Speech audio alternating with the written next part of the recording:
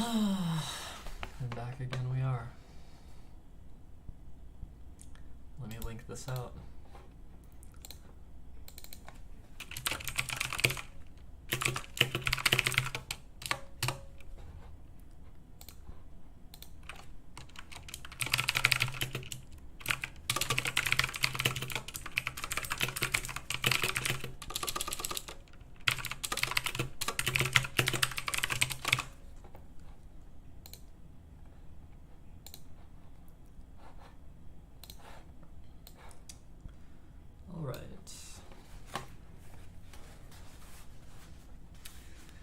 All right.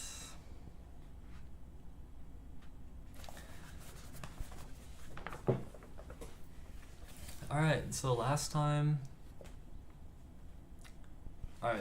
time there was finally another attack again at school, and it was Hermione Granger and Penelope Clearwater, who is a 6th-year Ravenclaw prefect. And after this latest attack, it's really kind of escalated the seriousness of the situation. And it turns out that they're going to bring Hagrid to, I believe, Azkaban prison temporarily to see if the attacks stop once he's gone.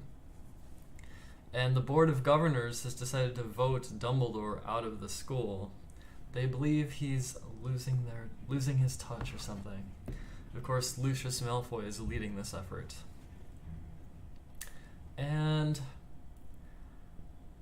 yeah, Harry and Ron heard all this under the invisibility cloak, and they got some interesting clues.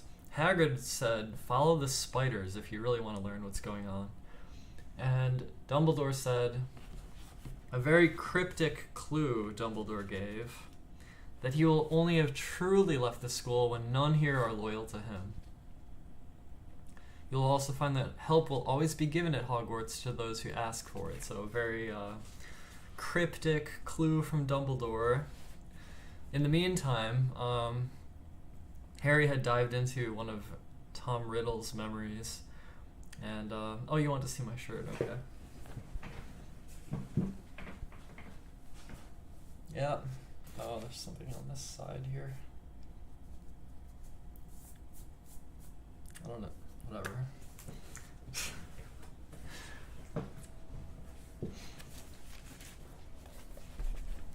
And, yeah, so Harry got to dive into Tom Riddle's memory and saw that Riddle had exposed Hagrid with his giant spooky creature 50 years ago, and it likely led to Hagrid getting expelled and allowed the school to stay open so that Tom didn't have to go back to the Muggle orphanage.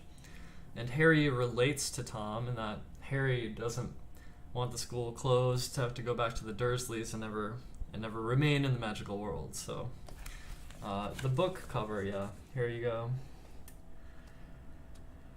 So the book cover shows Harry somewhere mysterious, snake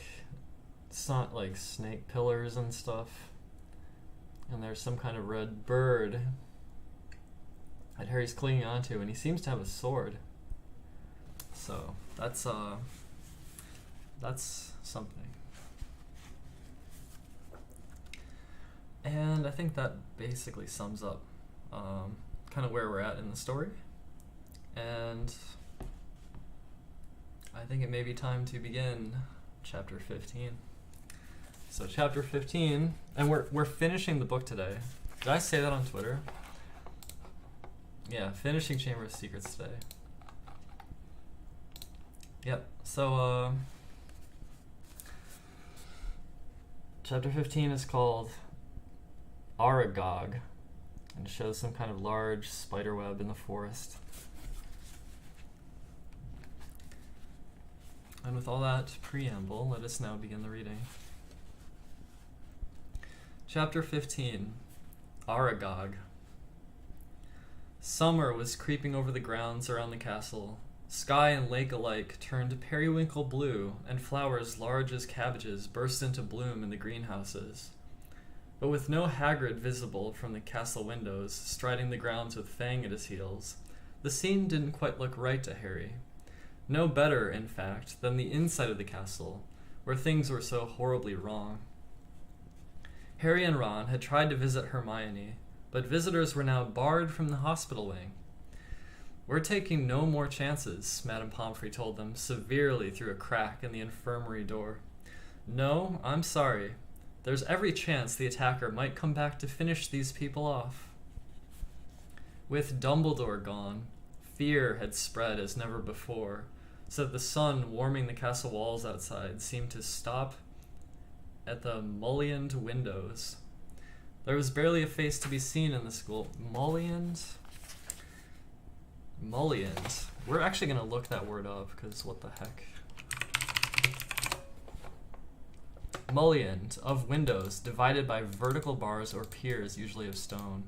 Mullioned windows. Okay.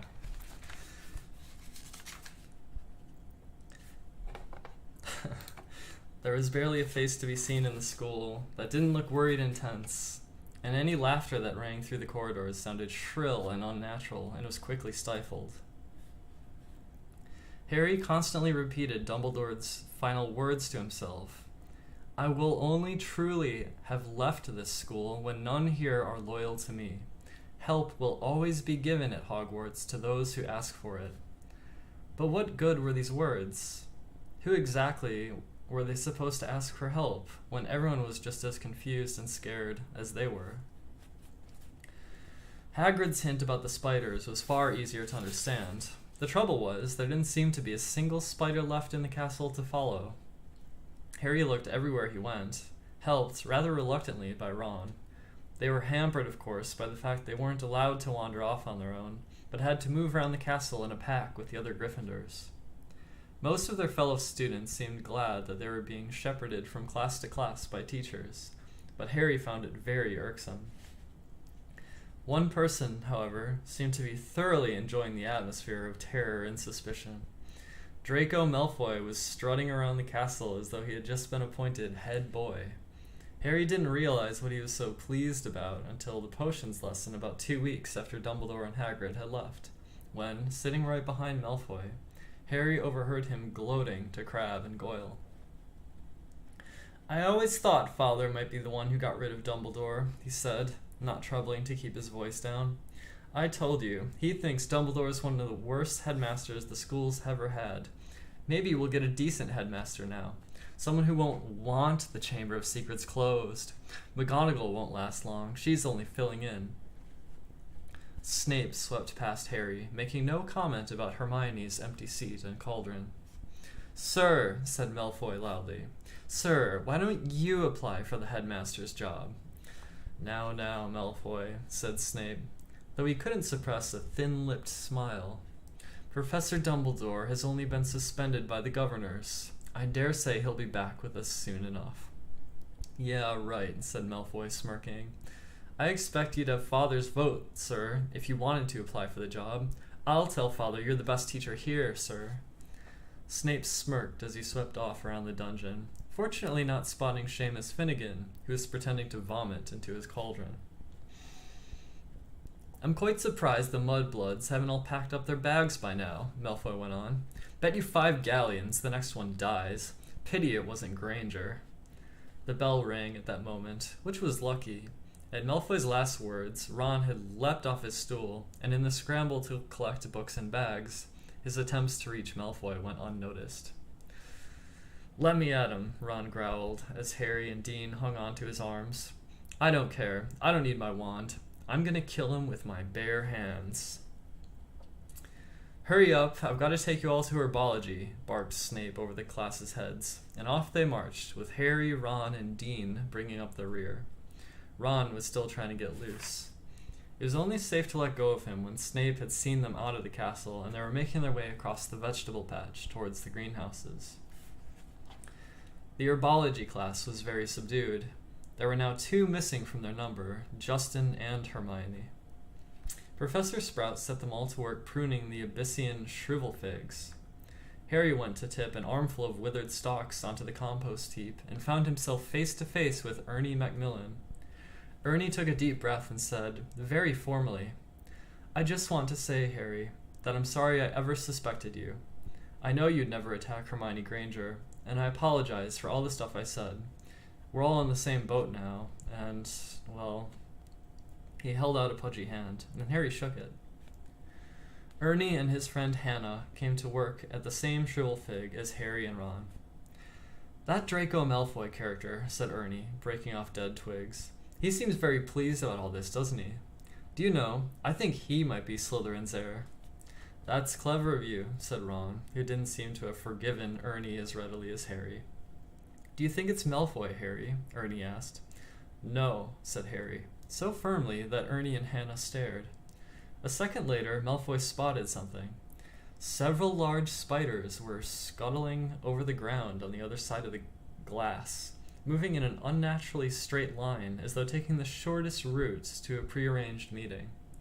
Harry hit Ron over the head with his pruning shears. "Ouch, what are you..." Harry pointed out the spiders, following their progress with his eyes screwed up against the sun. "Oh yeah," said Ron, trying and failing to look pleased. "But we can't follow them now." Ernie and Hannah were listening curiously. Harry's eyes narrowed as he focused on the spiders. If they pursued their fixed course, there would be no doubt about where they would end up. "Looks like they're heading for the Forbidden Forest," and Ron looked even unhappier about that. At the end of the lesson, Professor Sprout escorted the class to their Defense Against the Dark Arts lesson. Harry and Ron lagged behind the others so that they could talk out of earshot. "We'll have to use the invisibility cloak again," Harry told Ron. "We can take Fang with us. He's used to going into the forest with Hagrid. He might be some help." "Right," said Ron, who was twirling his wand nervously in his fingers. Aren't there supposed to be werewolves in the forest?" he added, as they took their usual places in the back of Lockhart's classroom. Preferring not to answer that question, Harry said, "There are good things in there too. The centaurs are all right, and the unicorns." Ron had never been into the Forbidden Forest before. Harry had entered it only once and had hoped to never do so again. Lockhart bounded into the room and the class stared at him.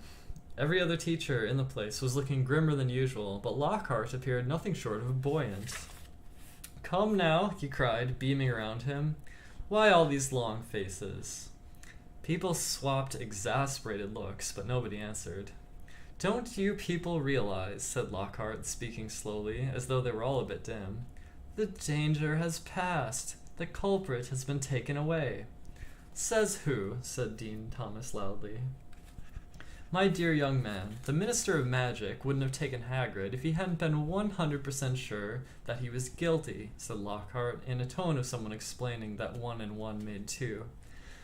"Oh yes, he would," said Ron, even more loudly than Dean. "I flatter myself I know a touch more about Hagrid's arrest than you do, Mr. Weasley," said Lockhart in a self-satisfied tone. Ron started to say he didn't think so, somehow, but stopped in mid-sentence when Harry kicked him hard under the desk. "We weren't there, remember?" Harry muttered.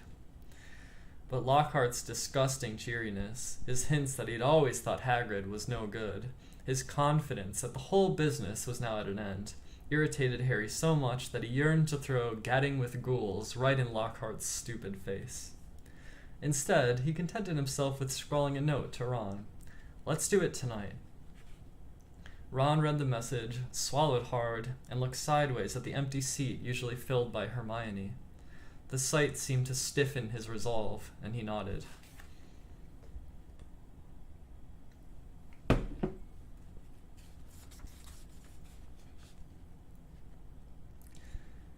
The Gryffindor common room was always very crowded these days, because from 6 o'clock onward, the Gryffindors had nowhere else to go.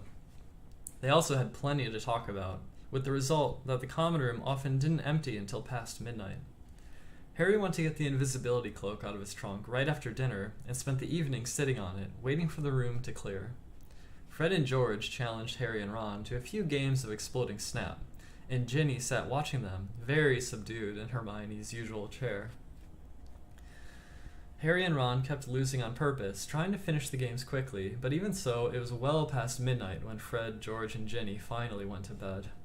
Harry and Ron waited for the distant sounds of the 2 dormitory doors closing before seizing the cloak, throwing it over themselves, and climbing through the portrait hole.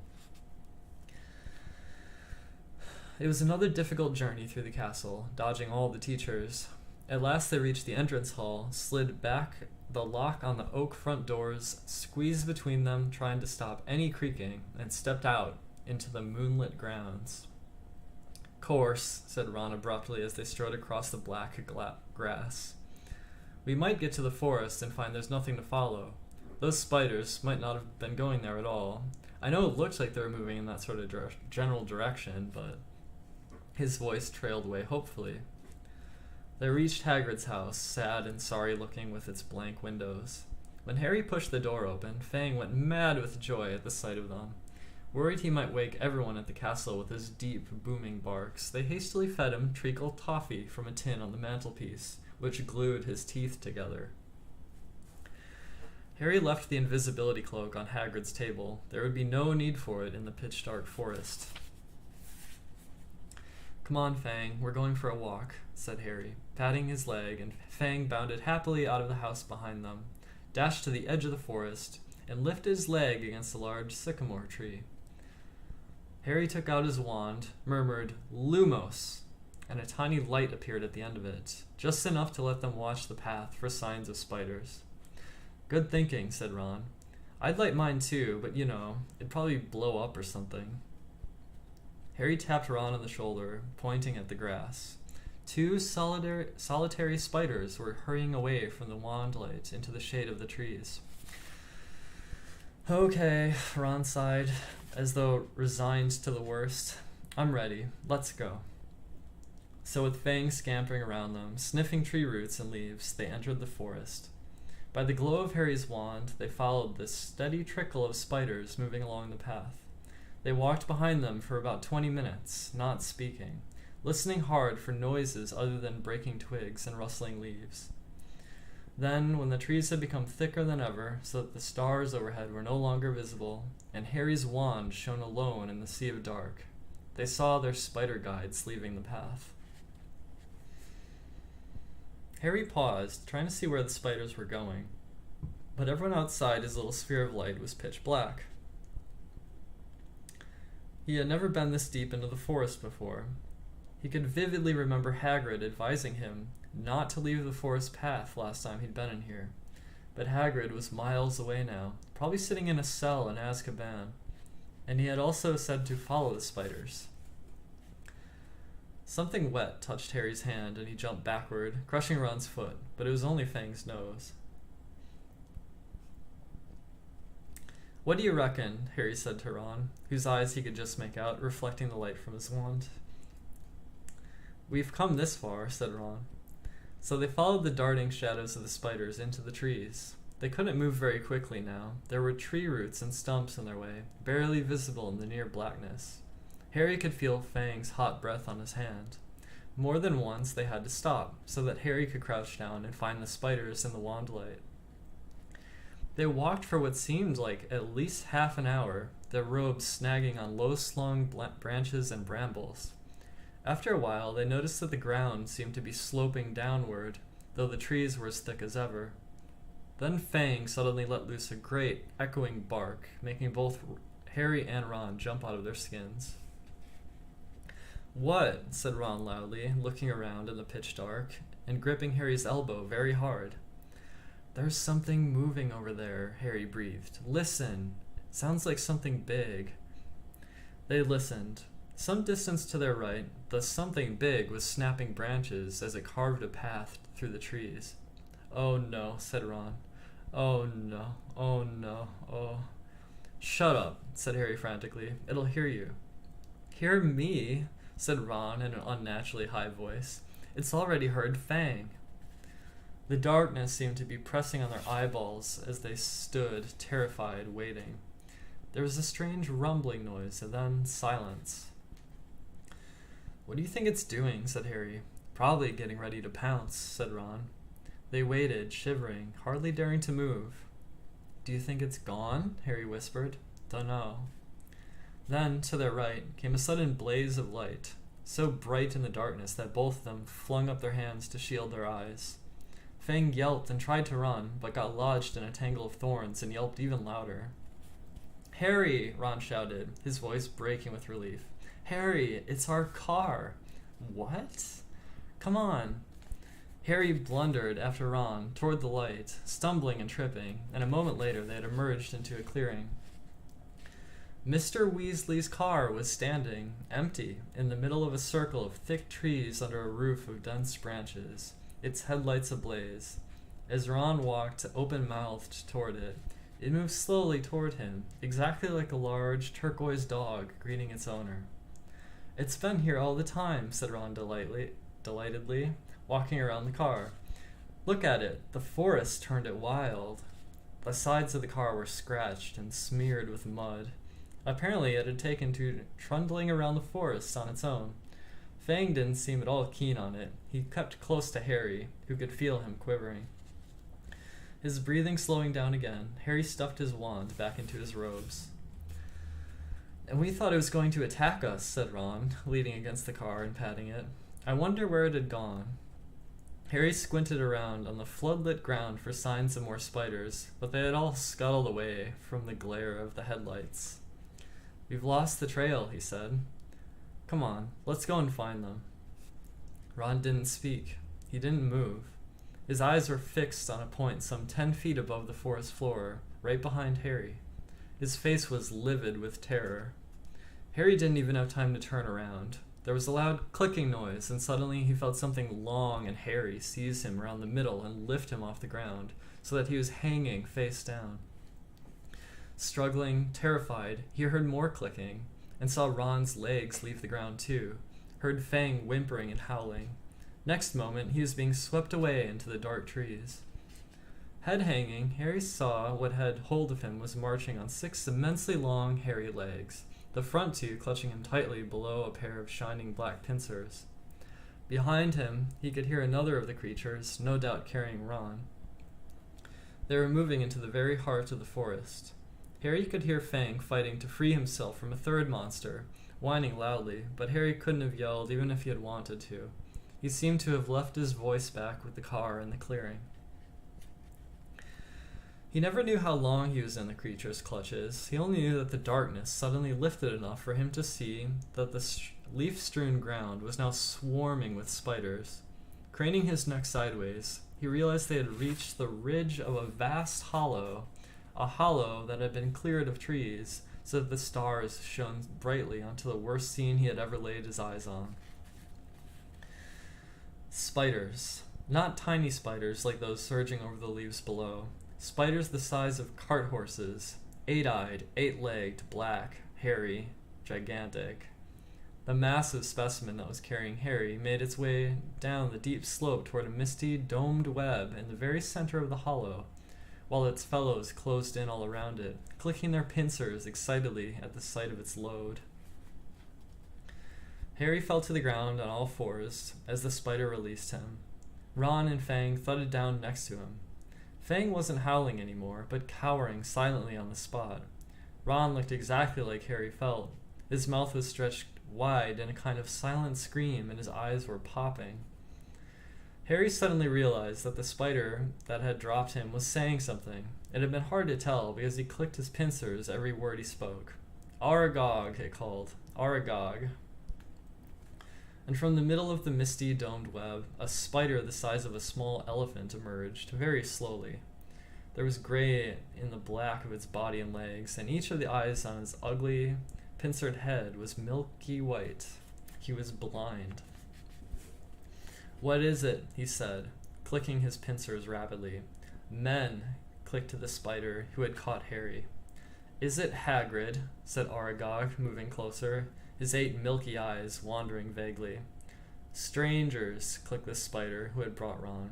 Kill them, clicked Aragog fretfully. I was sleeping. We're friends of Hagrid's, Harry shouted. His heart seemed to have left his chest, to pound in his throat. Click, click, click, went the pincers of all the spiders around the hollow. Oh my god.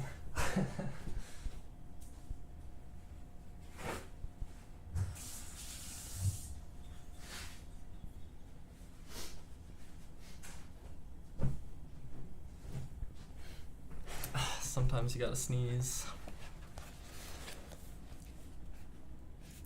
Let's see. Click, click, click, with the pincers of all the spiders around the hollow. Aragog paused. Hagrid has never sent men into our hollow before, he said slowly.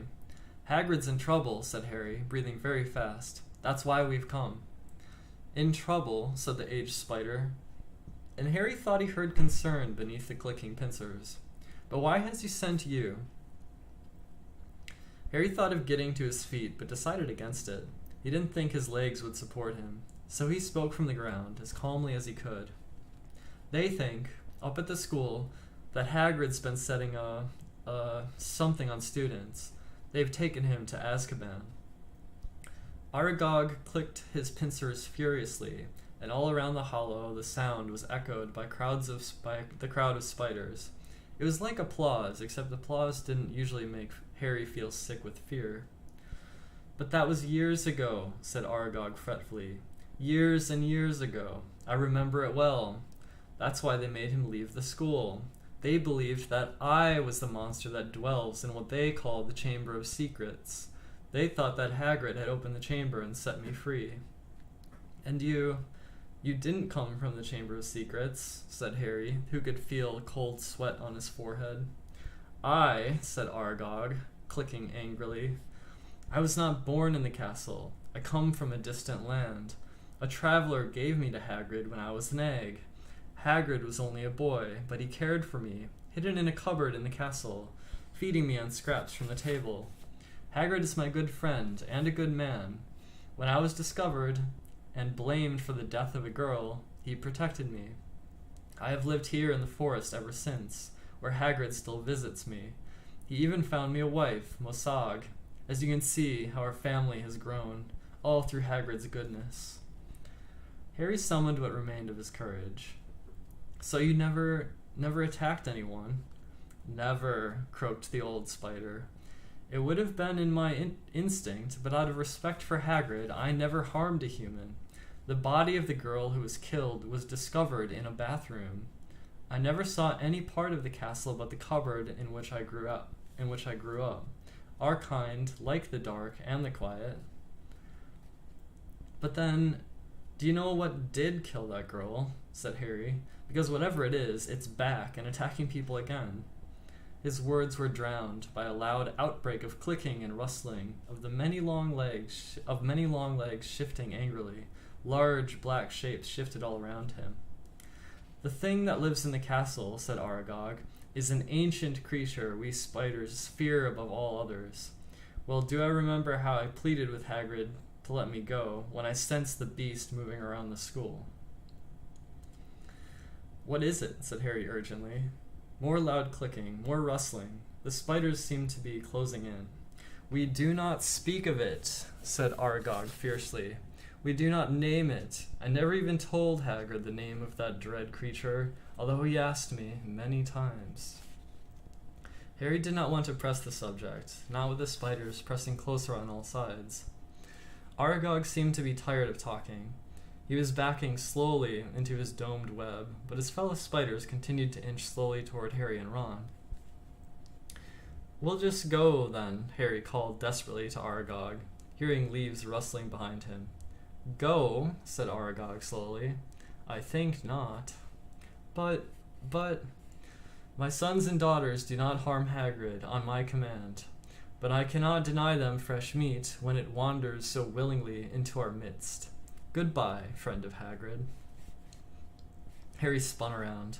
Feet away, towering above him, was a solid wall of spiders, clicking, with their many eyes gleaming in their ugly black heads. Even as he reached for his wand, Harry knew it was no good. There were too many of them. But as he tried to stand, ready to die fighting, a loud, long note sounded, and a blaze of light flamed through the hollow. Mr. Weasley's car was thundering down the slope, headlights glaring, its horns screeching, knocking spiders aside. Several were thrown onto their backs, their endless legs waving in the air. The car screeched to a halt in front of Harry and Ron, and the doors flew open.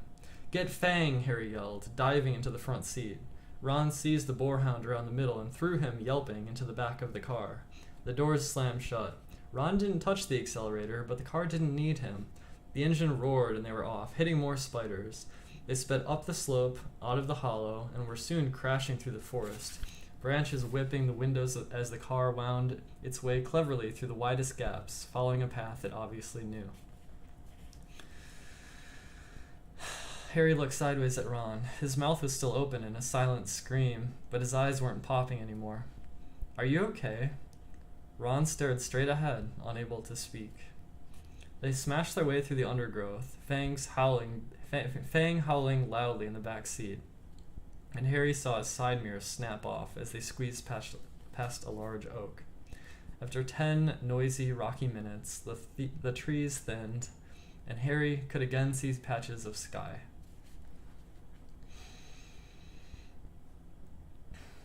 The car stopped so suddenly that they were nearly thrown into the windshield. They had reached the edge of the forest. Fang flung himself at the window in his anxiety to get out, and when Harry opened the door, he shot off through the trees to Hagrid's house, tail between his legs. Harry got out too, and for a minute or so, Ron seemed to regain the feeling in his limbs and followed, still stiff-necked and staring. Harry gave the car a grateful pat as it reversed back into the forest and disappeared from view. Harry went back into Hagrid's cabin to get the invisibility cloak. Fang was trembling under a blanket in his basket. When Harry got outside again, he found Ron being violently sick in the pumpkin patch. "Follow the spiders," said Ron weakly, wiping his mouth on his sleeve. "I'll never forgive Hagrid. We're lucky to be alive." "Bet he thought Aragog wouldn't hurt friends of his," said Harry. "That's exactly Hagrid's problem," said Ron, thumping the wall of the cabin. "He always thinks monsters aren't as bad as they're made out, and look where it's got him, a cell in Azkaban." He was shivering uncontrollably now. "What was the point of sending us in there? What have we found out, I'd like to know?" "That Hagrid never opened the Chamber of Secrets," said Harry, throwing the cloak over Ron and prodding him in the arm to make him walk. "He was innocent." Ron gave a loud snort. Evidently, hatching Aragog in a cupboard wasn't his idea of being innocent. As the castle loomed nearer, Harry twitched the cloak to make sure their feet were hidden, then pushed the creaking front doors ajar. They walked carefully back across the entrance hall and up the marble staircase, holding their breath as they passed corridors where watchful sentries were walking. At last they reached the safety of the Gryffindor common room, where the fire had burned itself into a glowing ash. They took off the cloak and climbed the winding stair to their dormitory. Ron fell onto his bed without bothering to get undressed. Harry, however, didn't feel very sleepy. He sat on the edge of his four-poster, thinking hard about everything Aragog had said. The creature that was lurking somewhere in the castle, he thought, sounded like a sort of monster Voldemort. Even other monsters didn't. Sounded sort of like a monster Voldemort. Even other monsters didn't want to name it. But he and Ron were no closer to finding out what it was, or how it petrified its victims. Even Hagrid had never known what was in the Chamber of Secrets. Harry swung his legs up onto his bed and leaned back against his pillows, watching the moon glinting at him through the tower window. He couldn't see what else they could do. They had hit dead ends everywhere. Riddle had caught the wrong person, the heir of Slytherin had got off, and no one could tell whether it was the same person or a different one who had opened the chamber this time. There was nobody else to ask. Harry lay down, still thinking about what Aragog had said. He was becoming drowsy when what seemed like their very last hope occurred to him, and he suddenly sat bolt upright. "Ron!" he hissed through the dark. "Ron!" Ron woke with a yelp like Fang's, staring wildly around, and saw Harry. "Ron! That girl who died. Aragog said she was found in a bathroom," said Harry, ignoring Neville's snuffling snores from the corner. "What if she never left the bathroom? What if she's still there?" Ron rubbed his eyes, frowning through the moonlight, and then he understood too. "You don't think. Not Moaning Myrtle." End of chapter 15.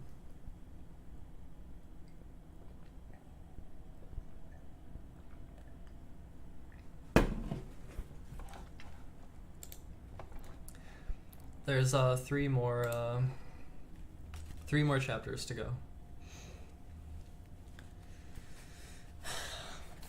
All right, it's getting real now. Chapter 16, The Chamber of Secrets.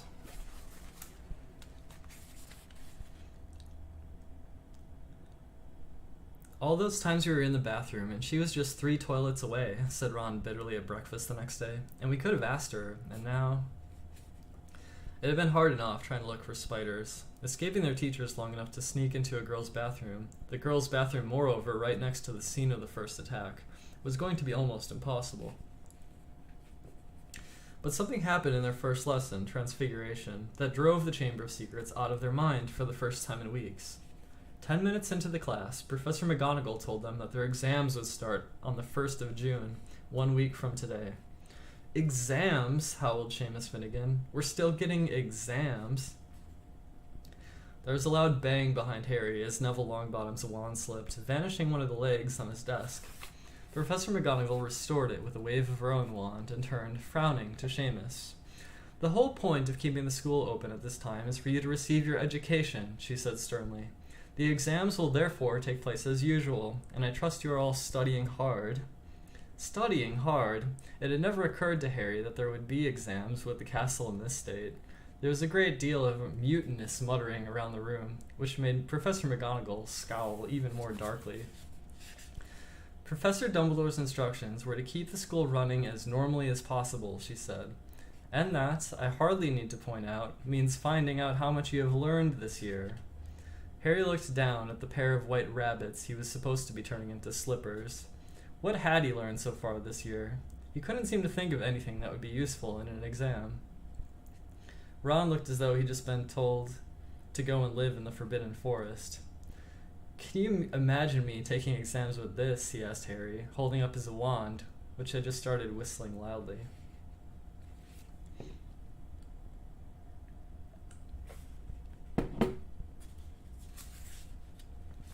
Three days before their first exam, Professor McGonagall made another announcement at breakfast. I have good news, she said, and the great hall, instead of falling silent, erupted. Dumbledore's coming back, several people yelled joyfully. You've caught the heir of Slytherin, squealed a girl at the Ravenclaw table. Quidditch matches are back on, roared Wood excitedly. When the hubbub had subsided, Professor McGonagall said, Professor Sprout has informed me that the mandrakes are ready for cutting at last. Tonight, we will be able to revive those people who have been petrified. I need hardly remind you all that one of them may well be able to tell us who or what attacked them. I am hopeful that this dreadful year will end with our catching the culprit.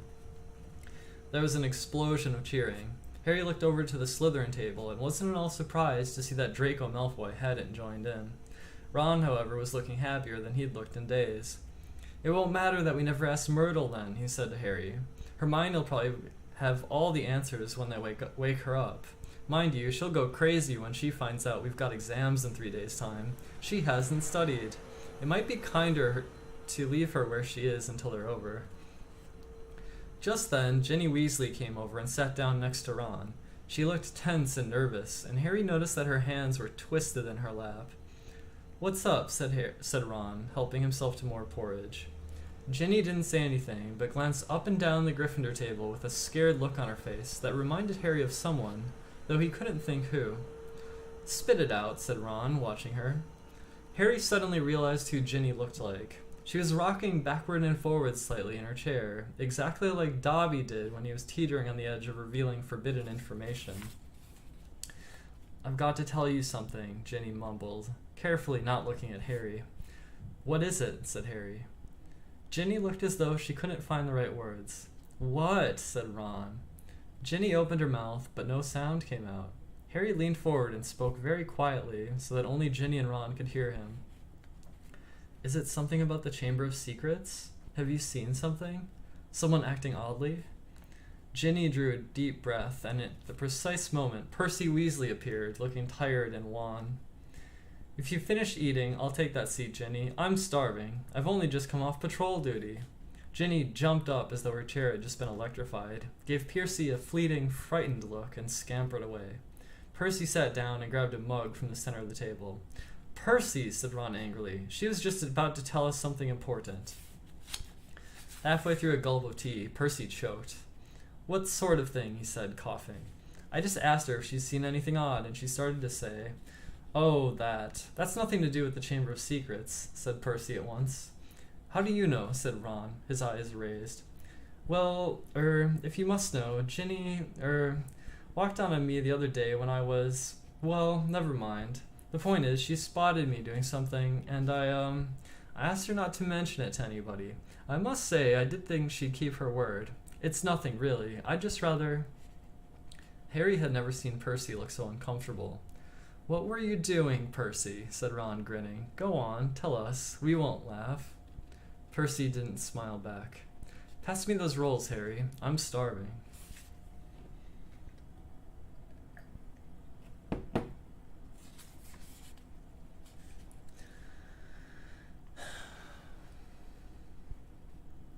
Harry knew the whole mystery might be solved tomorrow without their help, but he wasn't about to pass up the chance to speak to Myrtle if it turned up. And to his delight it did, mid-morning, when they were being led to History of Magic by Gilderoy Lockhart. Lockhart, who had so often assured them that all the danger had passed, only to be proved wrong right away, was now wholeheartedly convinced that it was hardly worth the trouble to see them safely down the corridors. His hair wasn't as sleek as usual. It seemed he had been up most of the night, patrolling the 4th floor.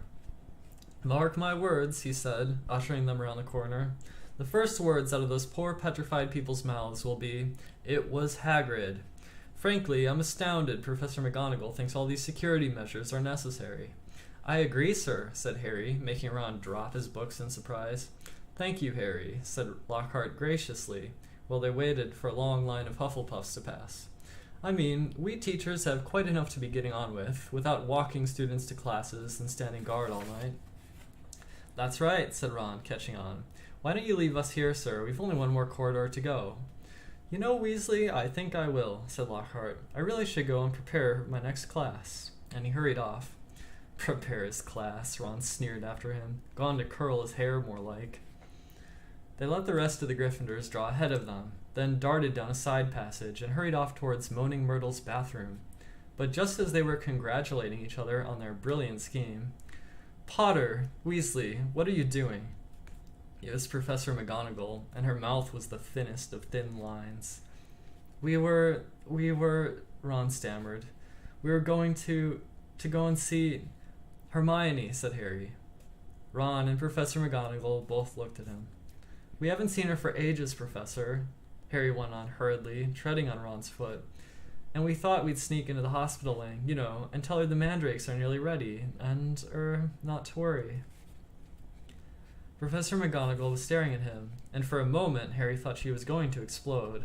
But when she spoke, it was in a strangely croaky voice. "Of course," she said, and Harry, amazed, saw a tear glistening in her beady eye.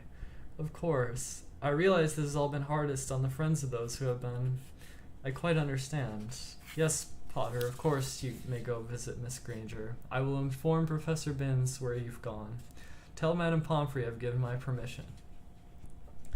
Harry and Ron walked away, hardly daring to believe they had avoided detention. As they turned the corner, they distinctly heard Professor McGonagall blow her nose. "That," said Ron fervently, "was the best story you've ever come up with." They had no choice now but to go to the hospital wing and tell Madame Pomfrey that they had Professor McGonagall's permission to visit Hermione. Madame Pomfrey let them in, but reluctantly. "There's just no point talking to a petrified person," she said, and they had to admit she had a point when they'd taken their seats next to Hermione. It was plain that Hermione didn't have the faintest inkling that she had visitors, and that they might as well just tell her bedside cabinet not to worry for all the good it would do. "Wonder if she did see the attacker, though," said Ron, looking sadly at Hermione's rigid face. "Because if he sneaked up on them at all, no one will ever know." But Harry wasn't looking at Hermione's face. He was more interested in her right hand. It lay clenched on top of her blankets, and, bending closer, he saw that a piece of paper was scrunched inside her fist. Making sure Madame Pomfrey was nowhere near, he pointed this out to Ron. "Try and get it out," Ron whispered, shifting his hair so that he blocked Harry's from Madame Pomfrey's view. It was no easy task. Hermione's hand was clamped so tightly around the paper that Harry was sure he was going to tear it. While Ron kept watch, he tugged and twisted, and at last, after several tense minutes, the paper came free. It was a page torn from a very old library book. Harry smoothed it out eagerly, and Ron leaned in close to read it too. Of the many fearsome beasts and monsters that roam our land, there is none more curious or deadly than the basilisk, also known as the king of serpents. This snake, which may reach gigantic size and live many hundreds of years, is born from a chicken's egg, hatched beneath a toad. Its methods of killing are most wondrous, for aside from its deadly and venomous fangs, the basilisk has a murderous stare, and all who are fixed with the beam of its eye shall suffer instant death. Spiders flee before the basilisk, for it is their mortal enemy, and the basilisk flees only from the crowing of the rooster, which is fatal to it. And beneath this, a single word had been written, in a hand Harry recognized as Hermione's. Pipes. It was as though someone had just flicked a light on in his brain. Ron, he breathed. This is it. This is the answer. The monster in the chamber is a basilisk, a giant serpent. That's why I've been hearing the voice all over the place, and no one else has heard it. It's because I understand Parseltongue. Harry looked up at the beds around him. The basilisk kills people by looking at them, but no one's died, because no one's looked it straight in the eye. Colin saw it through his camera. The basilisk burned up all the film inside it, but Colin just got petrified. Justin must have seen the basilisk through nearly headless Nick. Nick got the full blast of it, but he couldn't die again. And Hermione and that Ravenclaw prefect were found with a mirror next to them. Hermione had just realized the monster was a basilisk. Bet you anything she warned the first person she met to look around corners with a mirror first. And that girl pulled out her mirror and... Ron's jaw had dropped. And Mrs. Norris? He whispered eagerly. Harry thought hard, picturing the night of Halloween. The water, he said slowly. The flood from Moaning Myrtle's bathroom. I bet you Miss Norris only saw the reflection.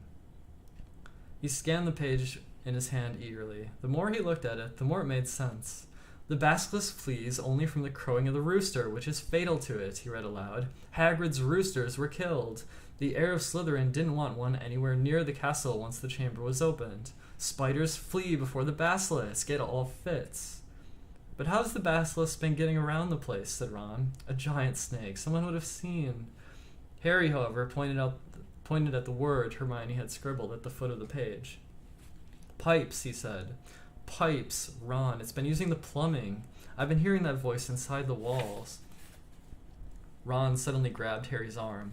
The entrance to the Chamber of Secrets, he said hoarsely. What if it's a bathroom? What if it's in Moaning Myrtle's bathroom, said Harry. They sat there, excitement coursing through them, hardly able to believe it. This means, said Harry, I can't be the only Parselmouth in the school. The heir of Slytherin's one too. That's how he's been controlling the basilisk. What are we going to do? Said Ron, whose eyes were flashing. Should we go straight to Professor McGonagall? Let's go to the staff room, said Harry, jumping up. She'll be there in 10 minutes. It's nearly break. They ran downstairs. Not wanting to be discovered hanging around in another corridor, they went straight into the deserted staff room. It was a large, paneled room full of dark, wooden chairs. Harry and Ron paced around it, too excited to sit down. But the bell to signal break never came. Instead, echoing through the corridors came Professor McGonagall's voice, magically magnified. All students to return to their house dormitories at once. All teachers to return to the staff room. Immediately, please. Harry wheeled around to stare at Ron. Not another attack. Not now. What'll we do? Said Ron aghast. Go back to the dormitory? No, said Harry, glancing around.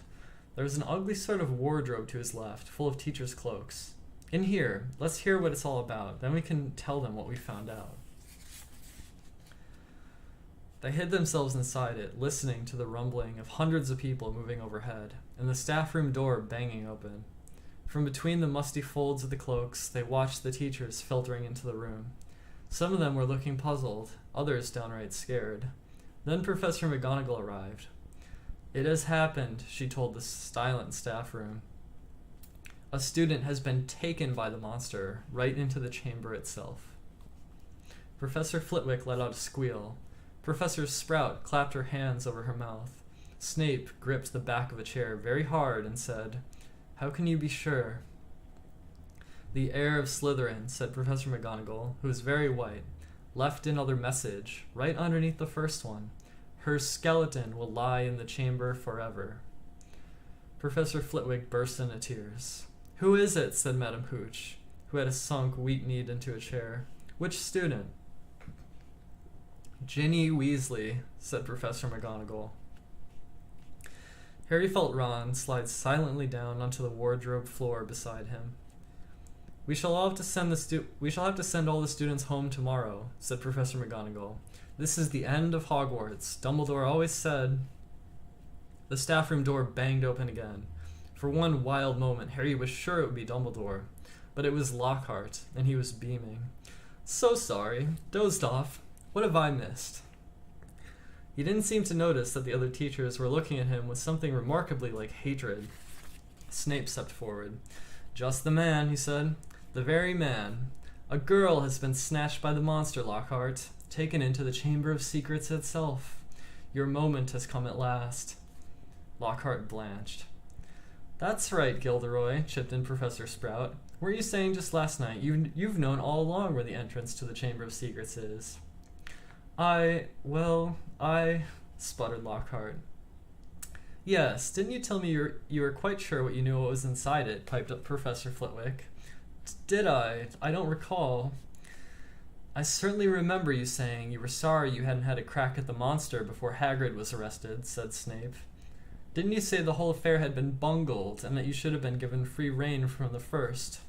Lockhart stared around at his stony-faced colleagues. I really never. You may have misunderstood." "We'll leave you to it then, Gilderoy," said Professor McGonagall. "Tonight will be an excellent time to do it. We'll make sure everyone's out of your way. You'll be able to tackle the monster all by yourself. A free rein at last." Lockhart gazed desperately around him, but nobody came to his rescue. He didn't look remotely handsome anymore.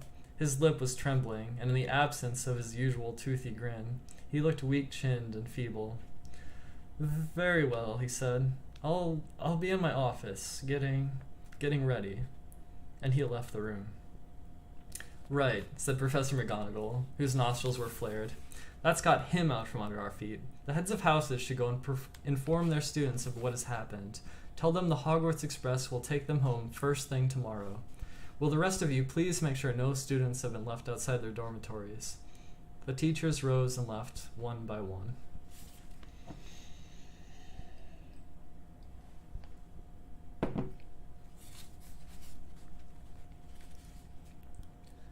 It was probably the worst day of Harry's entire life. He, Ron, Fred, and George sat together in a corner of the Gryffindor common room, unable to say anything to each other. Percy wasn't there. He had gone to send an owl to Mr. and Mrs. Weasley, then shut himself up in his dormitory. No afternoon ever lasted as long as that one, nor had Gryffindor Tower ever been so crowded, yet so quiet. Near sunset, Fred and George went up to bed, unable to sit there any longer. "She knew something, Harry," said Ron, speaking for the first time since they had entered the wardrobe in the staff room. "That's why she was taken. It wasn't some stupid thing about Percy at all. She'd found out something about the Chamber of Secrets. That must be why she was..." Ron rubbed his eyes frantically. "I mean, she was a pureblood. There can't be any other reason." Harry could see the sun sinking, blood red, below the skyline. This was the worst he had ever felt. If only there was something they could do. Anything. "Harry," said Ron, "do you think there's any chance at all she's not, Harry didn't know what to say. He couldn't see how Ginny could still be alive. "Do you know what?" said Ron. "I think we should go and see Lockhart. Tell him what we know.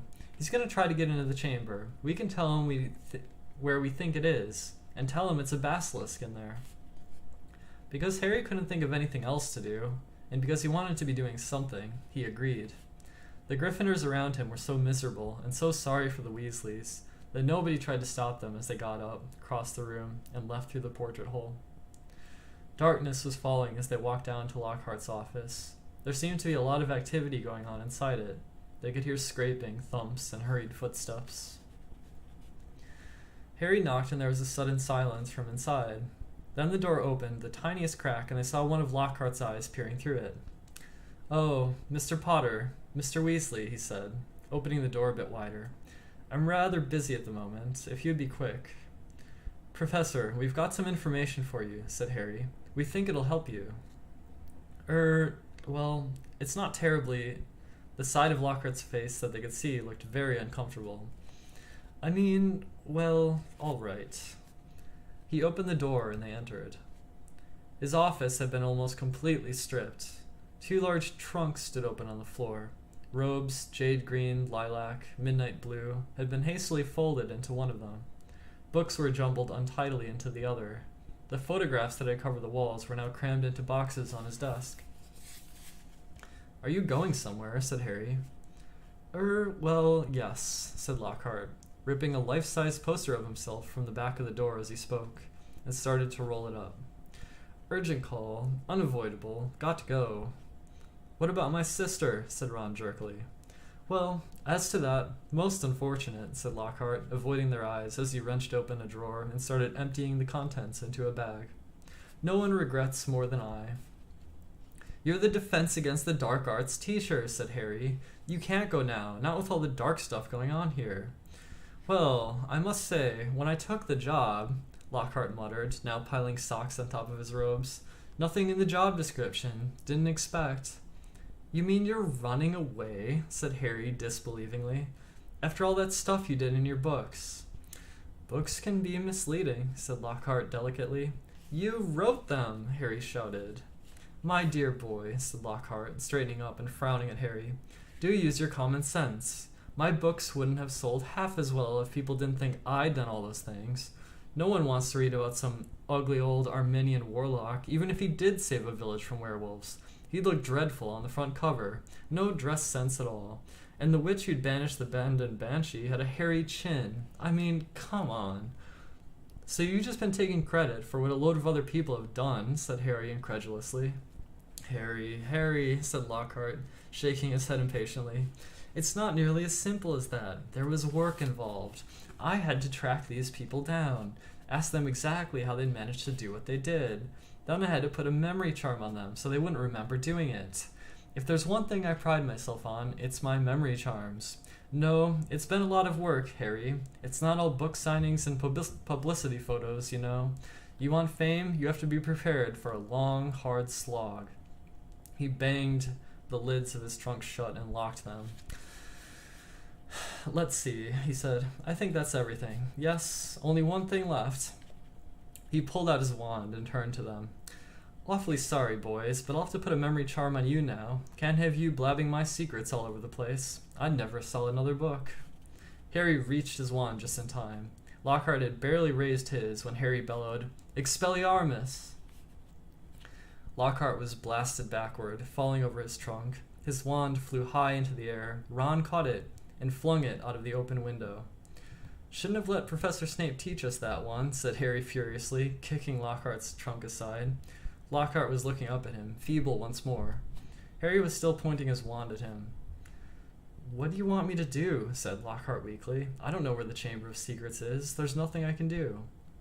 You're in luck, said Harry, forcing Lockhart to his feet at wand point. I think we know where it is, and what's inside it. Let's go.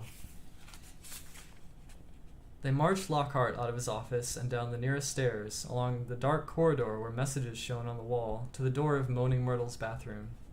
They sent Lockhart in first. Harry was pleased to see that he was shaking.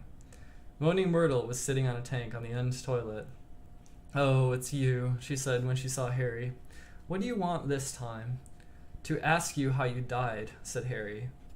Myrtle's whole aspect changed at once. She looked as though she'd never been asked such a flattering question. Ooh, it was dreadful, she said with relish. It happened right in here. I died in this very stall. I remember it so well. I'd hidden because Olive Hornby was teasing me about my glasses. The door was locked, and I was crying, and then I heard someone come in.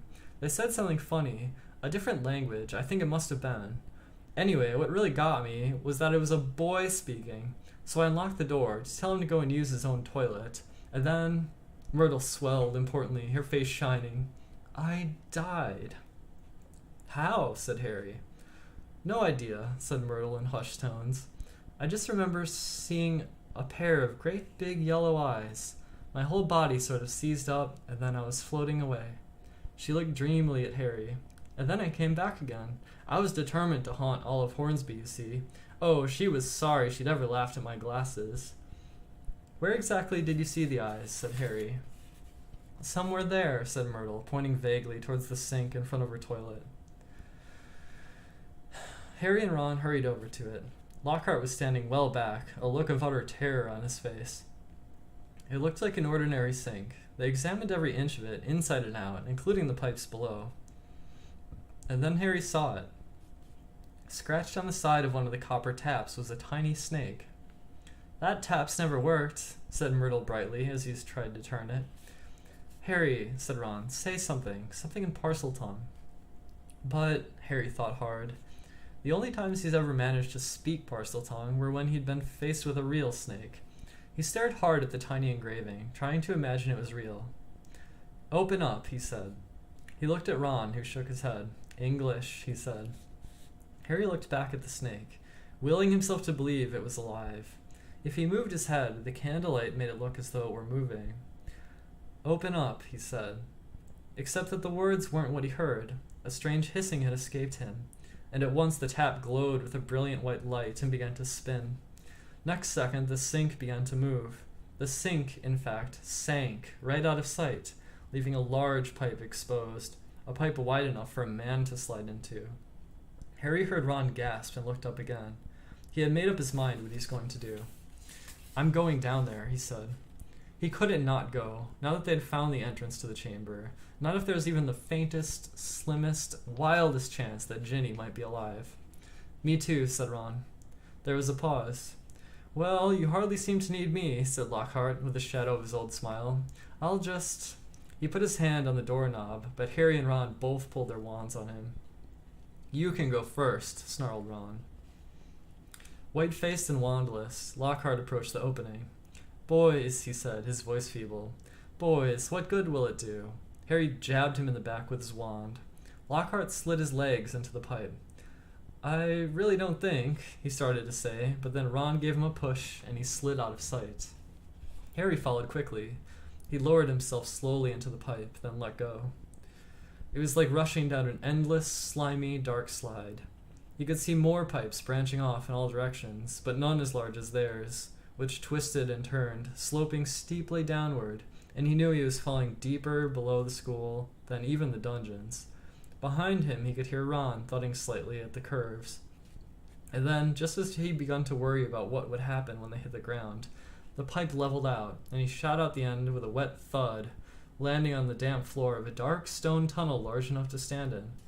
Lockhart was getting to his feet a little ways away, covered in slime and white as a ghost. Harry stood aside as Ron came whizzing out of the pipe, too. We must be miles under the school, said Harry, his voice echoing in the black tunnel. Under the lake, probably, said Ron, squinting at the dark, slimy walls. All three of them turned to stare into the darkness ahead. Lumos, Harry muttered to his wand, and it lit again. Come on, he said to Ron and Lockhart, and off they went, their footsteps slapping loudly on the wet floor. The tunnel was so dark that they could only see a little distance ahead. Their shadows on the wet walls looked monstrous in the wand light. Remember, said Harry quietly as they walked cautiously forward. Any sign of movement, close your eyes right away. But the tunnel was quiet as the grave, and the first unexpected sound they'd heard was a loud crunch as Ron stepped on what turned out to be a rat's skull. Harry lowered his wand to look at the floor and saw that it was littered with small animal bones. Trying very hard not to imagine what Ginny might look like if they found her, Harry led the way forward, around a dark bend in the tunnel. Harry, there's something up there, said Ron hoarsely, grabbing Harry's shoulder. They froze, watching. Harry could see the outline of something huge and curved, lying right across the tunnel. It wasn't moving. Maybe it's asleep, he breathed, glancing at the other two. Lockhart's hands were pressed over his eyes. Harry turned back to look at the thing, his heart beating so fast it hurt. Very slowly, his eyes as narrow as he could make them out and still see, Harry edged forward, his wand held high. The light slid over a gigantic snake. Gigantic? I can never remember how to pronounce that word. Gigantic snakeskin of a vivid, poisonous green, lying curled and empty across the tunnel floor. The teacher that had shed it must have been 20 feet long at least. Blimey, said Ron weakly. There was a sudden movement behind him. Gilderoy Lockhart's knees had given way. Get up, said Ron sharply, pointing his wand at Lockhart. Lockhart got to his feet, then he dived at Ron, knocking him to the ground. Harry jumped forward, but it was too late. Lockhart was straightening up, panting, Ron's wand in his hand and a gleaming smile back on his face. The adventure ends here, boys, he said. I shall take a bit of this skin back up to the school. Tell them I was too late to save the girl and that you two tragically lost your minds at the sight of her mangled body. Say goodbye to your memories. He held Ron's spellotaped wand high over his head and yelled, Obliviate! The wand exploded with the force of a small bomb. Harry flung his arms over his head and ran, slipping over the coils of snakeskin, out of the way of great chunks of tunnel ceiling that were thundering to the floor. Next moment he was standing alone, gazing at a solid wall of broken rock. Ron, he shouted. Are you okay? Ron. I'm here, came Ron's muffled voice from behind the rockfall. I'm okay. This Git's not, though. He got blasted by the wand. There was a dull thud and a loud ow. It sounded as though Ron had just kicked Lockhart in the shins. What now? Ron's voice said, sounding desperate. We can't get through. It'll take ages. Harry looked up at the tunnel ceiling. Huge cracks had appeared in it. He had never tried to break apart anything as large as these rocks by magic, and now it didn't seem a good moment to try. What if the whole tunnel caved in? There was another thud and another ow from behind the rocks. They were wasting time. Ginny had already been in the Chamber of Secrets for hours. Harry knew there was only one thing to do. Wait here, he called to Ron. Wait with Lockhart. I'll go on. If I'm not back in an hour... There was a very pregnant pause. I'll try and shift some of this rock, said Ron, who seemed to be trying to keep his voice steady. So you can get back through. And Harry... See you in a bit, said Harry, trying to inject some confidence into his shaking voice. And he set off alone past the giant snakeskin. Soon the distant noise of Ron straining to lift the rocks was gone. The tunnel turned and turned again. Every nerve in Harry's body was tingling unpleasantly. He wanted the tunnel to end, yet he dreaded what he'd find when it did. And then, at last, when he crept around yet another bend, he saw a solid wall ahead in which two entwined serpents were carved, their eyes set with great glittering emeralds. Harry approached. His throat was very dry. There was no need to pretend that these stone snakes weren't real. Their eyes looked strangely alive. He could guess what he had to do. He cleared his throat, and the emerald eyes seemed to flicker. Open, said Harry, in a low, faint hiss. The serpents parted as the wall cracked open. The halves slid smoothly out of sight, and Harry, shaking from head to foot, walked inside.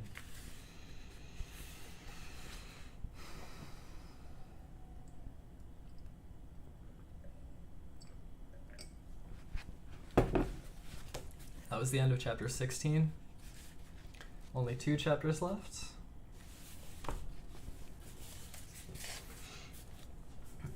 Yep, and we're hitting the climax of the story right now. Chapter 17 is entitled The Heir of Slytherin. So, alright, here we go. Chapter 17, The Heir of Slytherin.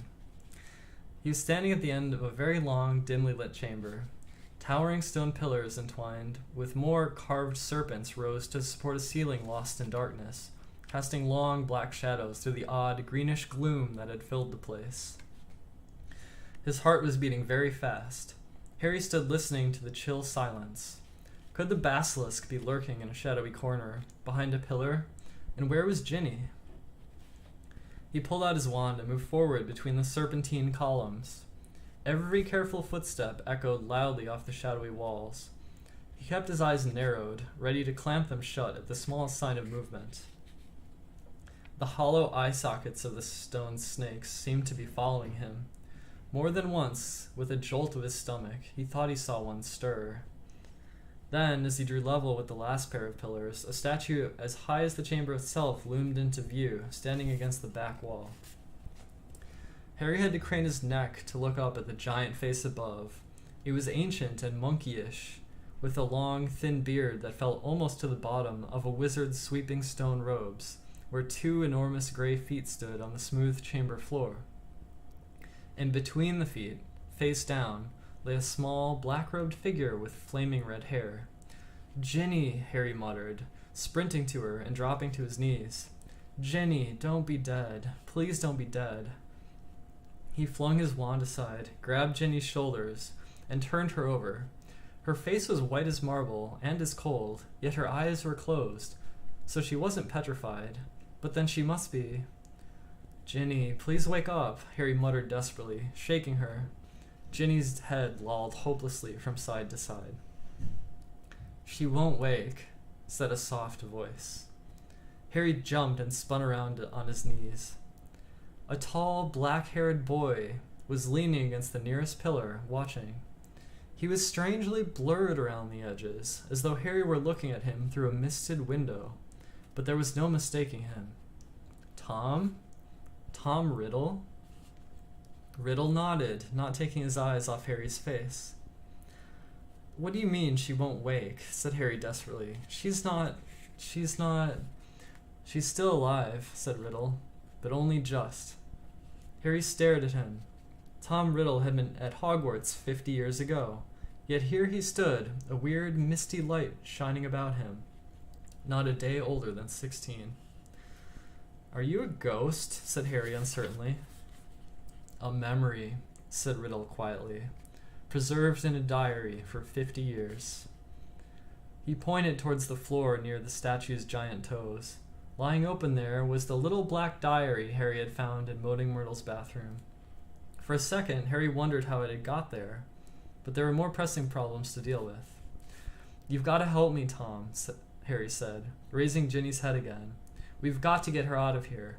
There's a basilisk. I don't know where it is, but it could be along any moment. Please help me." Riddle didn't move. Harry, sweating, managed to hoist Ginny half off the floor and bent to pick up his wand again. But the wand had gone. "Did you see?" He looked up. Riddle was still watching him, twirling Harry's wand between his long fingers. "Thanks," said Harry, stretching out his hand for it. A smile curled the corners of Riddle's mouth. He continued to stare at Harry, twirling his wand idly. "Listen," said Harry urgently, his knees sagging with Ginny's dead weight. "We've got to go, if the basilisk comes." "It won't come until it's called," said Riddle calmly. Harry lowered Ginny back onto the floor, unable to hold her up any longer. "What do you mean?" he said. "Look, give me my wand. I might need it."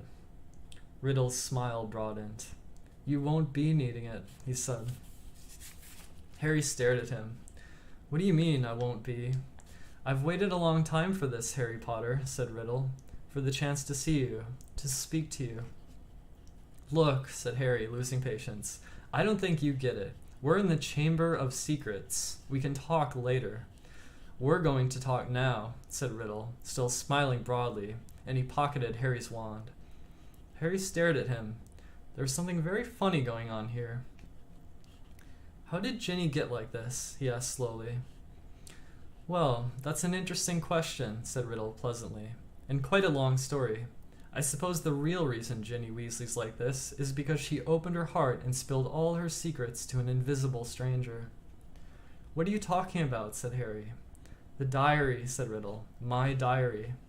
Little Ginny's been writing in it for months and months, telling me all her pitiful worries and woes, about how her brothers tease her, about how she had to come to school with second-hand robes and books, how," Riddle's eyes glinted, "how she didn't think famous, good, great Harry Potter would ever like her." All the time he spoke, Riddle's eyes never left Harry's face. There was an almost hungry look in them.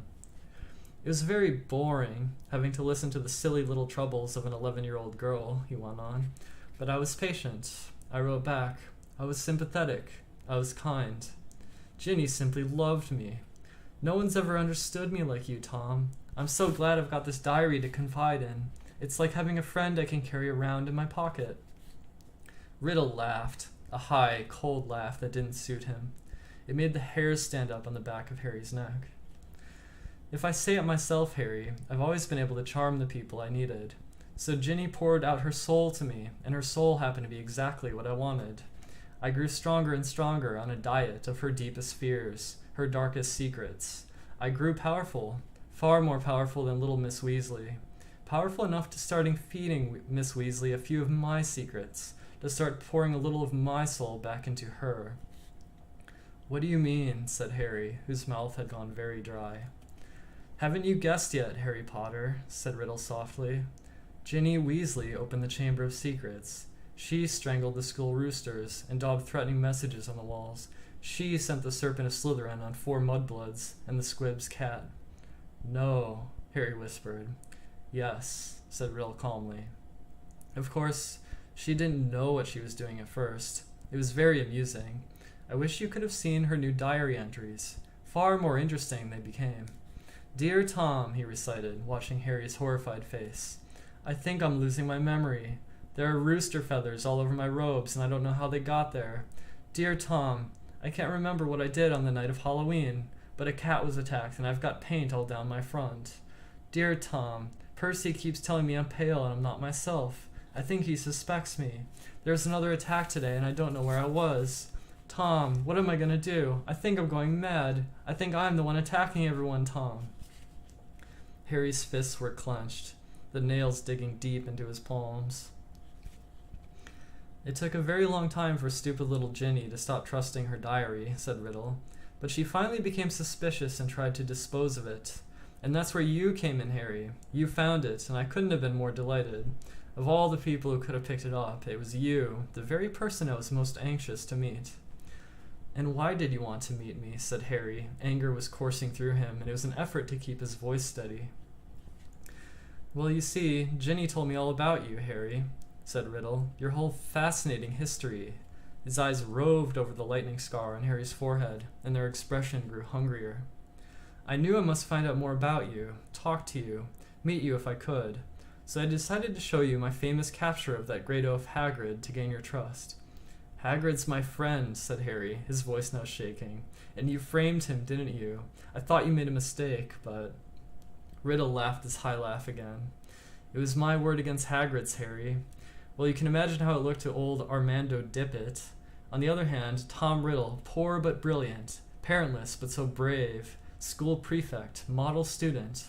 On the other hand, big, blundering Hagrid, in trouble every other week, trying to raise werewolf cubs under his bed, sneaking off to the Forbidden Forest to wrestle trolls.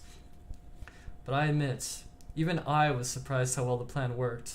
I thought someone must realize that Hagrid couldn't possibly be the heir of Slytherin. It had taken me 5 whole years to find everything I could about the Chamber of Secrets and discover the secret entrance, as though Hagrid had the brains or the power. Only the Transfiguration teacher, Dumbledore, seemed to think Hagrid was innocent. He persuaded Dippet to keep Hagrid and train him as gamekeeper. Yes, I think Dumbledore might have guessed. Dumbledore never seemed to like me as much as the other teachers did. I bet Dumbledore saw right through you, said Harry, his teeth gritted. Well, he certainly kept annoying close watch on me after Hagrid was expelled, said Riddle carelessly. I knew it wouldn't be safe to open the chamber again while I was still at school, but I wasn't going to waste those long years I'd spent searching for it. I decided to leave behind a diary, preserving my 16-year-old self in its pages, so that one day, with luck, I'd be able to lead another in my footsteps and finish Salazar Slytherin's noble work. You haven't finished it. Well, you haven't finished it, said Harry triumphantly. No one's died this time, not even the cat. In a few hours, the mandrake draught will be ready, and everyone who is petrified will be all right again. Haven't I already told you, said Riddle quietly, that killing mudbloods doesn't matter to me anymore? For many months now, my new target has been you. Harry stared at him. Imagine how angry I was when the next time my diary is opened, it was Ginny who was writing to me, not you. She saw you with the diary, you see, and panicked. What if you found out how to work it and I repeated all her secrets to you? What if, even worse, I told you who'd been strangling roosters? So the foolish little brat waited until your dormitory was deserted and stole it back. But I knew what I must do. It was clear to me that you were on the trail of Slytherin's heir. From everything Ginny had told me about you, I knew you would go to any lengths to solve the mystery. particularly if one of your best friends was attacked. And Ginny had told me the whole school was buzzing because you could speak parcel tongue. So I made Ginny write her own farewell on the wall and come down here to wait. She struggled and cried and became very boring. But there isn't much life left in her. She put too much of it into the diary, into me, enough to let me leave its pages at last. I have been waiting for you to appear since we arrived here. I knew you'd come. I have many questions for you, Harry Potter. Like what? Harry spat, fist still clenched. Well, said Riddle, smiling pleasantly, how is it that you, a skinny boy with no extraordinary magical talent, managed to defeat the greatest wizard of all time? How did you escape with nothing but a scar, while Lord Voldemort's powers were destroyed? There was an odd red gleam in his hungry eyes now. Why do you care how I escaped? Said Harry slowly. Voldemort was after your time. Voldemort, said Riddle softly, is my past, present, and future, Harry Potter. He pulled Harry's wand from his pocket and began to trace it through the air, writing 3 shimmering words. Tom Marvolo Riddle. Then he waved the wand once, and the letters of his name rearranged themselves. I am Lord Voldemort. You see, he whispered, it was a name I was already using at Hogwarts, to my most intimate friends only, of course. You think I was going to use my filthy muggle father's name forever. I, in whose veins run the blood of Salazar Slytherin himself, through my mother's side. I keep the name of a foul, common muggle, who had abandoned me even before I was born, just because he found out his wife was a witch. No, Harry, I fashioned myself a new name, a name I knew wizards everywhere would one day fear to speak, when I had become the greatest sorcerer in the world. Harry's brain seemed to have jammed. He stared numbly at Riddle, at the orphan boy who had grown up to murder Harry's own parents, and so many others. At last he forced himself to speak. You're not, he said, his quiet voice full of hatred. Not what? Snapped Riddle. Not the greatest sorcerer in the world, said Harry, breathing fast. Sorry to disappoint you and all that, but the greatest wizard in the world is Albus Dumbledore. Everyone says so. Even when you were strong, you didn't dare try to take over at Hogwarts. Dumbledore saw through you when you were still at school, and he frightens you now, wherever you're hiding these days. The smile had gone from Riddle's face, to be replaced by a very ugly look. Dumbledore's been driven out of this castle by the mere memory of me, he hissed. He's not as gone as you might think, Harry retorted. He was speaking at random, wanting to scare Riddle, wishing rather than believing it to be true. Riddle opened his mouth, but froze. Music was coming from somewhere. Riddle whirled around to stare down the empty chamber. The music was growing louder. It was eerie, spine-tingling, unearthly. It lifted the hair on Harry's scalp and made his heart feel as though it was swelling to twice its normal size. Then, as the music reached such a pitch that Harry felt its vibrating against his own ribs, flames erupted at the top of the nearest pillar. A crimson bird the size of a swan had appeared, piping its weird music to the vaulted ceiling. It had glittering golden tail as long as a peacock's, and gleaming golden talons, which were gripping a ragged bundle. A second later, the bird was flying straight at Harry. It dropped the ragged thing it was carrying at its feet, then landed heavily on his shoulder. As it folded its great wings, Harry looked up and saw it had a long, sharp golden beak and a beady black eye. The bird stopped singing. It sat still and warm next to Harry's cheek, gazing steadily at Riddle. That's a phoenix, said Riddle, staring shrewdly back at it. Fox? Harry breathed, and he felt the bird's golden claws squeeze his shoulder gently. And that, said Riddle, now eyeing the ragged thing that Fox had dropped, that's the old-school sorting hat. So it was. Patched, frayed, and dirty, the hat lay motionless at Harry's feet. Riddle began to laugh again. He laughed so hard that the dark chamber rang with it, as though 10 Riddles were laughing at once. This is what Dumbledore sends his defender, a songbird in an old hat. Do you feel brave, Harry Potter? Do you feel safe now? Harry didn't answer. He might not see what use Fox or the sorting hat was, but he was no longer alone, and he waited for Riddle to stop laughing, with his courage mounting. To business, Harry, said Riddle, still smiling broadly. Twice, in your past, in my future, we have met. And twice I failed to kill you. How did you survive? Tell me everything. The longer you talk, he added softly, the longer you stay alive. Harry was thinking fast, weighing his chances. Riddle had the wand. He, Harry, had Fawkes and the sorting hat, neither of which would be much good in a duel. It looked bad, all right, but the longer Riddle stood there, the more life was dwindling out of Ginny. And in the meantime, Harry noticed suddenly, Riddle's outline was becoming clearer, more solid. If it had to be a fight between him and Riddle, better sooner than later. No one knows why you lost your powers when you attacked me, said Harry abruptly. I don't know myself, but I know why you couldn't kill me, because my mother died to save me. My common, muggle-born mother, he added, shaking with suppressed rage. She stopped you killing me, and I've seen the real you. I saw you last year. You're a wreck. You're barely alive. That's where all your power got you. You're in hiding. You're ugly. You're foul. Riddle's face contorted. Then he forced it into an awful smile. So, your mother died to save you. Yes, that's a powerful countercharm. I can see now, there's nothing special about you after all. I wondered, you see, because there are strange likenesses between us, Harry Potter. Even you must have noticed. Both half-bloods, orphans, raised by muggles. Probably the only two Parselmouths to come to Hogwarts since the great Slytherin himself. We even look something alike. But, after all, it was merely a lucky chance that saved you from me. That's all I wanted to know. Harry stood, tense, waiting for Riddle to raise his wand. But Riddle's twisted smile was widening again. Now, Harry, I'm going to teach you a little lesson. Let's match the powers of Lord Voldemort, heir of Salazar Slytherin, against the famous Harry Potter and the best weapons Dumbledore can give him. He cast an amused eye over Fawkes and the sorting hat, then walked away.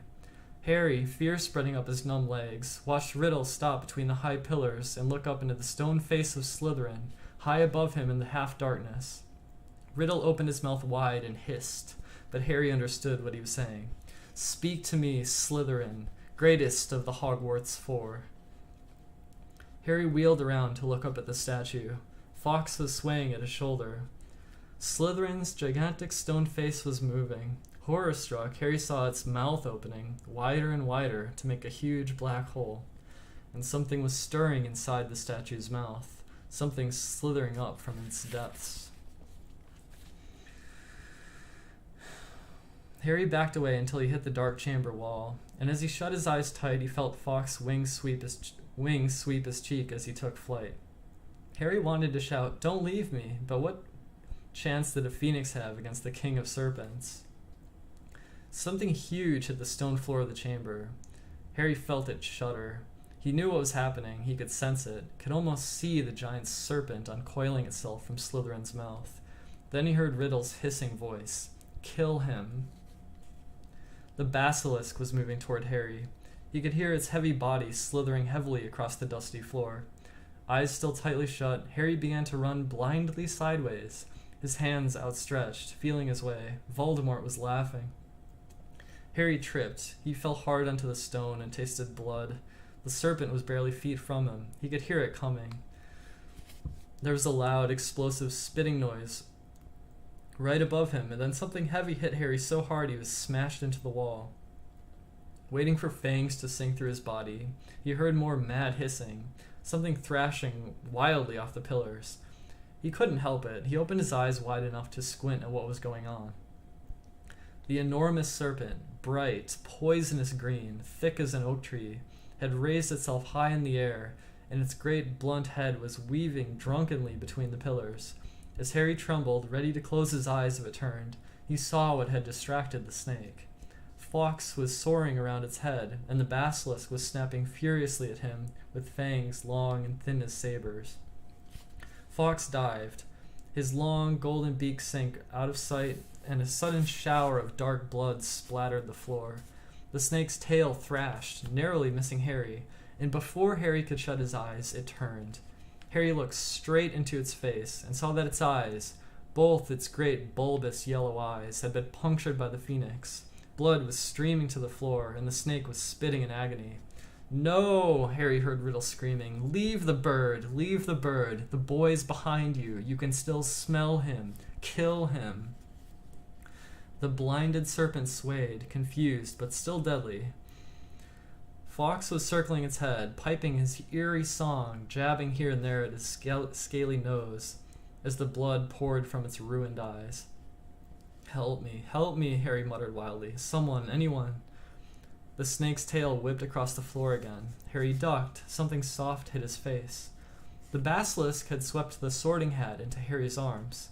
Harry seized it. It was all he had left, his only chance. He rammed it onto his head and threw himself flat onto the floor as the basilisk's tail swung over him again. Help me, Harry thought. His eyes screwed tight under the hat. Please help me. There was no answering voice. Instead, the hat contracted, as though an invisible hand was squeezing it very tightly. Something very hard and heavy thudded on top of Harry's head, almost knocking him out. Stars winking in front of his eyes, he grabbed the top of the hat to pull it off, and felt something long and hard beneath it. A gleaming silver sword had appeared inside the hat, its handle glittering with rubies the size of eggs. Kill the boy, leave the bird, the boy is behind you, sniff, smell him. Harry was on his feet, ready. The basilisk's head was falling, its body coiling around, hitting pillars as it twisted to face him. He could see the vast, bloody eye sockets, see the mouth stretching wide enough to swallow him whole, lined with fangs long as his sword, thin, glittering, venomous. It lunged blindly. Harry dodged it, and it hit the chamber wall. It lunged again, and its forked tongue lashed Harry's side. He raised the sword in both his hands. The basilisk lunged again, and this time its aim was true. Harry threw his whole weight behind the sword and drove it into the hilt, into the roof of the serpent's mouth. But as warm blood drenched Harry's arms, he felt a searing pain just above his elbow. One long, poisonous fang was sinking deeper and deeper into his arm, and it splintered as the basilisk keeled over sideways and fell, twitching, to the floor. Harry slid down the wall. He gripped the fang that was spreading poison through his body and wrenched it out of his arm, but he knew it was too late. White-hot pain was spreading slowly and steadily from the wound. Even as he dropped the fang and watched his own blood soaking his robes, his vision went foggy. The chamber was dissolving in a whirl of dull color. A patch of scarlet swam past, and Harry heard the soft chatter of claws beside him. "Fawkes," said Harry thickly. "You were fantastic, Fawkes." He felt the bird lay its beautiful head on the spot where the serpent's fang had pierced him. He could hear echoing footsteps, and then a dark shadow moved in front of him. "You're dead, Harry Potter," said Riddle's voice above him. "Dead.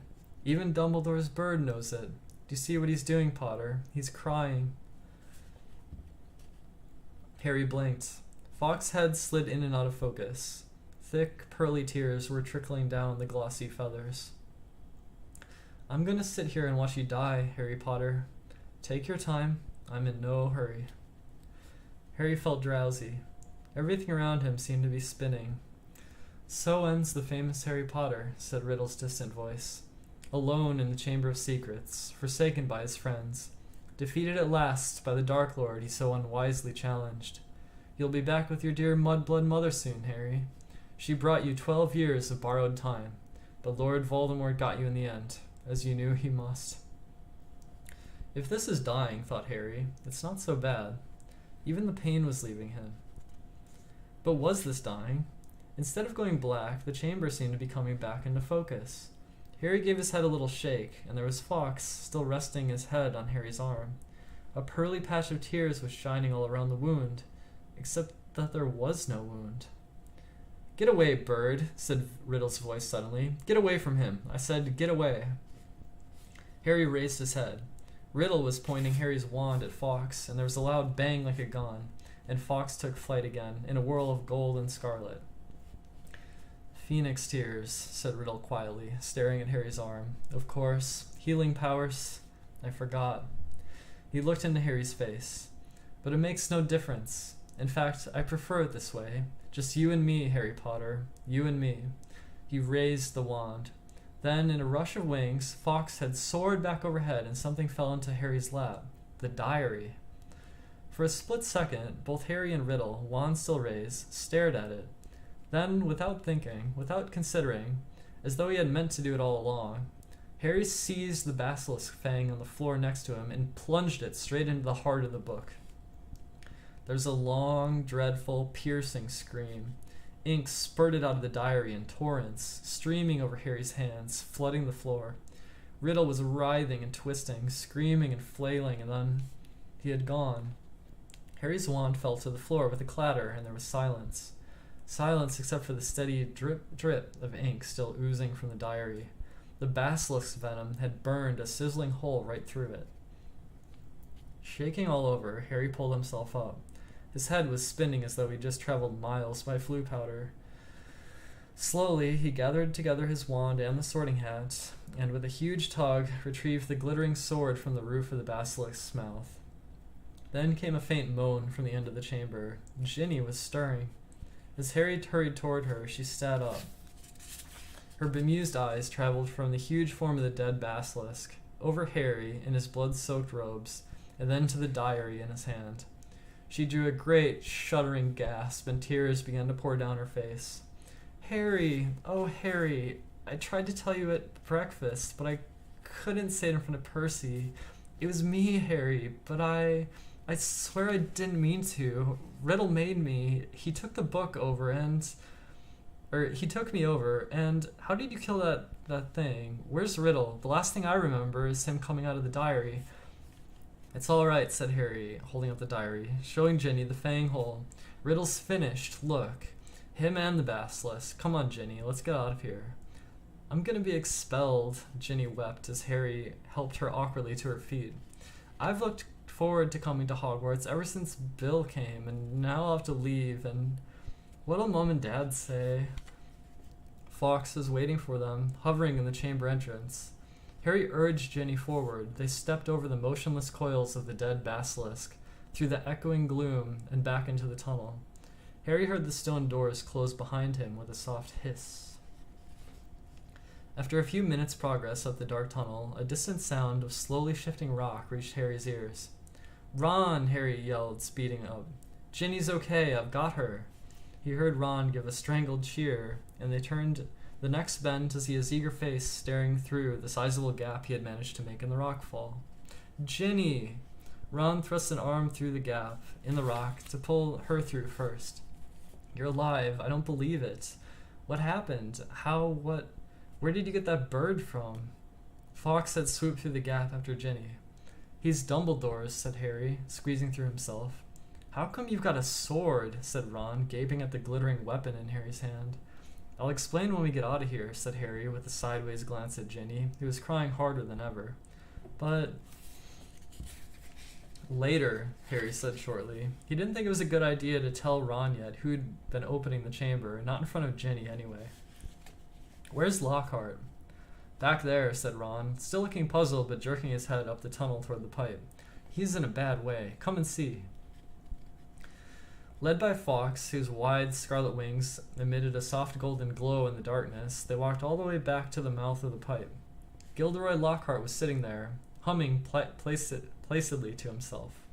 His memory's gone, said Ron. The memory charm backfired, hit him instead of us. Hasn't got a clue who he is, or where he is, or where we are, or who we are.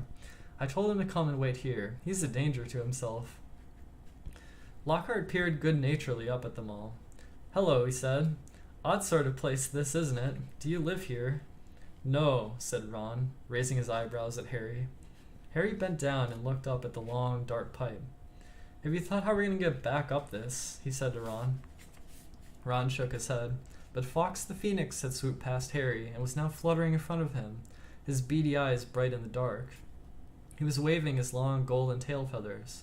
Harry looked uncertainly at him. He looks like he wants you to grab hold, said Ron, looking perplexed. But you're much too heavy for a bird to pull up there. Fawkes, said Harry, isn't an ordinary bird. He turned quickly to the others. We've got to hold on to each other. Ginny, grab Ron's hand. Professor Lockhart. He means you, said Ron sharply to Lockhart. You hold Ginny's other hand. Harry tucked the sword and the sorting hat into his belt.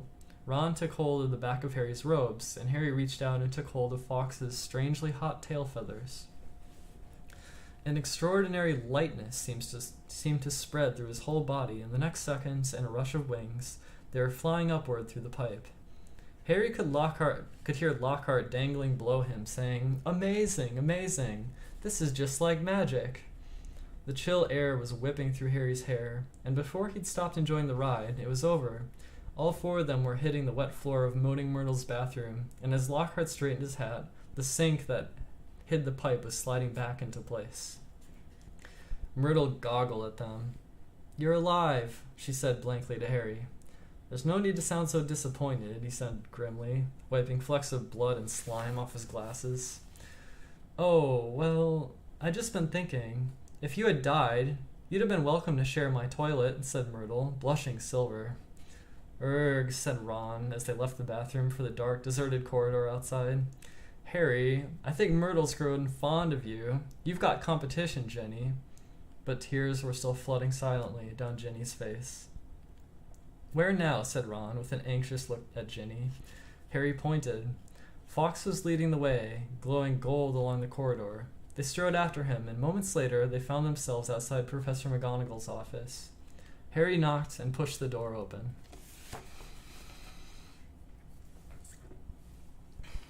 One more chapter left. That was chapter 17. We're going to do chapter 18. I'm going to get some water before we finish the book.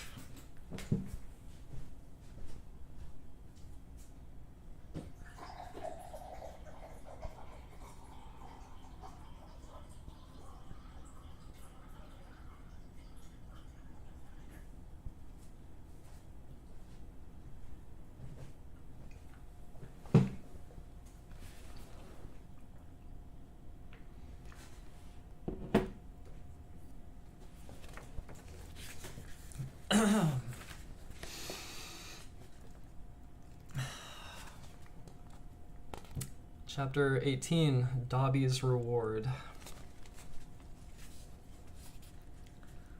For a moment there was silence as Harry, Ron, Ginny, and Lockhart stood in the doorway, covered in muck and slime, and in Harry's case, blood. Then there was a scream. "Ginny!" It was Mrs. Weasley, who had been sitting crying in front of the fire. She leapt to her feet, closely followed by Mr. Weasley, and both of them flung themselves on their daughter.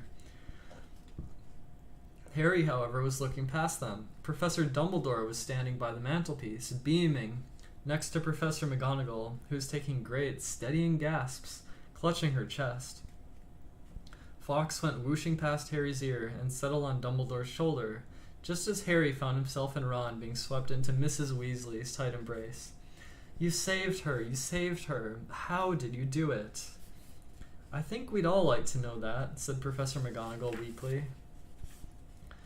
Mrs. Weasley let go of Harry, who hesitated for a moment, then walked over to the desk and laid upon it the sorting hat, the ruby-encrusted sword, and what remained of Riddle's diary. Then he started telling them everything. For nearly a quarter of an hour he spoke into the rapt silence. He told them about hearing the disembodied voice, how Hermione had finally realized that he was hearing a basilisk in the pipes, how he and Ron had followed the spiders into the forest, that Aragog had told them where the last victim of the basilisk had died, how he had guessed that Moaning Myrtle had been the victim, and that the entrance to the Chamber of Secrets might be in her bathroom. "Very well," Professor McGonagall prompted him as he paused. "So you found out where the entrance was, breaking 100 school rules into pieces along the way, I might add. But how on earth did you all get out of there alive, Potter?" So Harry, his voice now growing hoarse from all this talking, told them about Fawkes's timely arrival and about the sorting hat giving him the sword. But then he faltered. He had so far avoided mentioning Riddle's diary, or Ginny. She was standing with her head against Mrs. Weasley's shoulder, and tears were still coursing silently down her cheeks. What if they expelled her, Harry thought in panic. Riddle's diary didn't work anymore. How could they prove it had been he who had made her do it all? Instinctively, Harry looked at Dumbledore, who smiled faintly, the firelight glancing off his half-moon spectacles. "What interests me most," said Dumbledore gently, "is how Lord Voldemort managed to enchant Ginny. when my sources tell me he is currently hiding in the forests of Albania. Relief, warm, sweeping, glorious relief swept over Harry. "What's that?" said Mr. Weasley in a stunned voice. "You know who? Enchant Ginny. But Ginny's not... Ginny hasn't been... Has she?" "It was this diary," said Harry quickly, picking it up and showing it to Dumbledore. "Riddle wrote it when he was 16. Dumbledore took the diary from Harry and peered keenly down his long, crooked nose at its burnt and soggy pages. "Brilliant," he said softly. Of course, he was probably the most brilliant student Hogwarts had ever seen. He turned around to the Weasleys, who were looking utterly bewildered. "Very few people know that Lord Voldemort was once called Tom Riddle. I taught him myself 50 years ago at Hogwarts. He disappeared after leaving the school, traveled far and wide, sank so deeply into the dark arts, consorted with the very worst of our kind, underwent so many dangerous magical transformations, that when he resurfaced as Lord Voldemort, he was barely recognizable. Hardly anyone connected Lord Voldemort with the clever, handsome boy who was once head boy here." "But Ginny," said Mrs. Weasley. "What's our Ginny got to do with him?" "His diary," Ginny sobbed. "I've been writing in it, and he's been writing back all year." "Ginny," said Mr. Weasley, flabbergasted. "Haven't I taught you anything? What have I always told you? Never trust anything that can think for itself if you can't see where it keeps its brain. Why didn't you show the diary to me or your mother? A suspicious object like that was clearly full of dark magic." "I don't know," sobbed Ginny. "I found it inside one of the books Mom got me. I thought someone had just left it in there and forgotten about it." "Miss Weasley should go up to the hospital wing right away," Dumbledore interrupted in a firm voice. "This has been a terrible ordeal for her. There will be no punishment. Older and wiser wizards than she have been hoodwinked by Lord Voldemort." He strode over to the door and opened it. "Bed rest and perhaps a large, steaming mug of hot chocolate. I always find that cheers me up," he added, twinkling kindly down at her. "You'll find that Madame Pomfrey is still awake. She's just giving out mandrake juice. I dare say the basilisk's victims will be waking up at any moment." "So Hermione's okay," said Ron brightly. "There's been no lasting harm done, Ginny," said Dumbledore. Mrs. Weasley led Ginny out, and Mr. Weasley followed, still looking deeply shaken. "You know, Minerva," Professor Dumbledore said thoughtfully to Professor McGonagall, "I think this all merits a good feast. Might I ask you to go and alert the kitchens?" "Right," said Professor McGonagall crisply, also moving to the door. "I'll leave you to deal with Potter and Weasley, shall I?" "Certainly," said Dumbledore. She left, and Harry and Ron gazed uncertainly at Dumbledore. What exactly had Professor McGonagall meant, deal with them? Surely they weren't about to be punished. "I seem to remember telling you both that I would have to expel you if you broke any more school rules," said Dumbledore. Ron opened his mouth in horror. "Which goes to show that the best of us must sometimes eat our words," Dumbledore went on, smiling.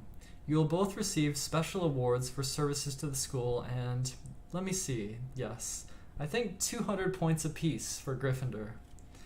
Ron went as brightly pink as Lockhart's Valentine flowers and closed his mouth again.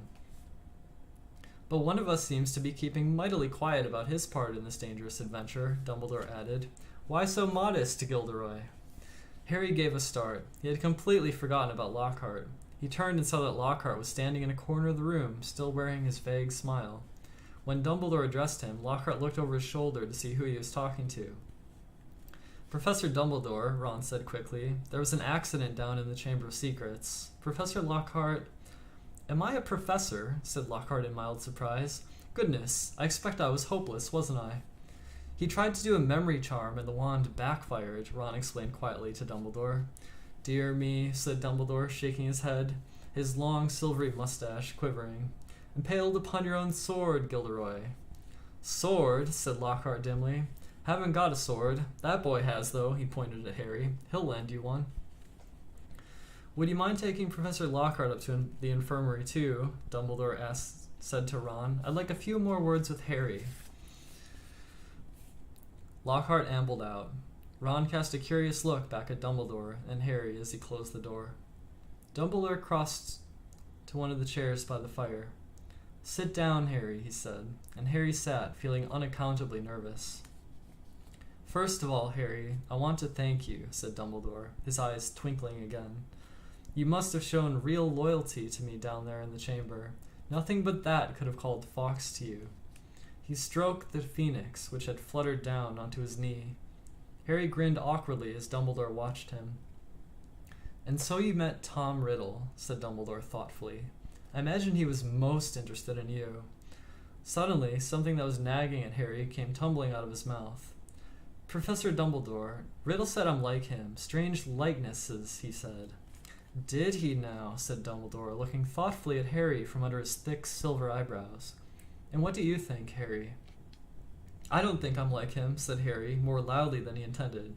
"I mean, I'm in Gryffindor, But he fell silent, a lurking doubt resurfacing in his mind. "Professor," he started again after a moment, "the Sorting Hat told me I'd have done well in Slytherin. Everyone thought I was Slytherin's heir for a while because I can speak Parseltongue."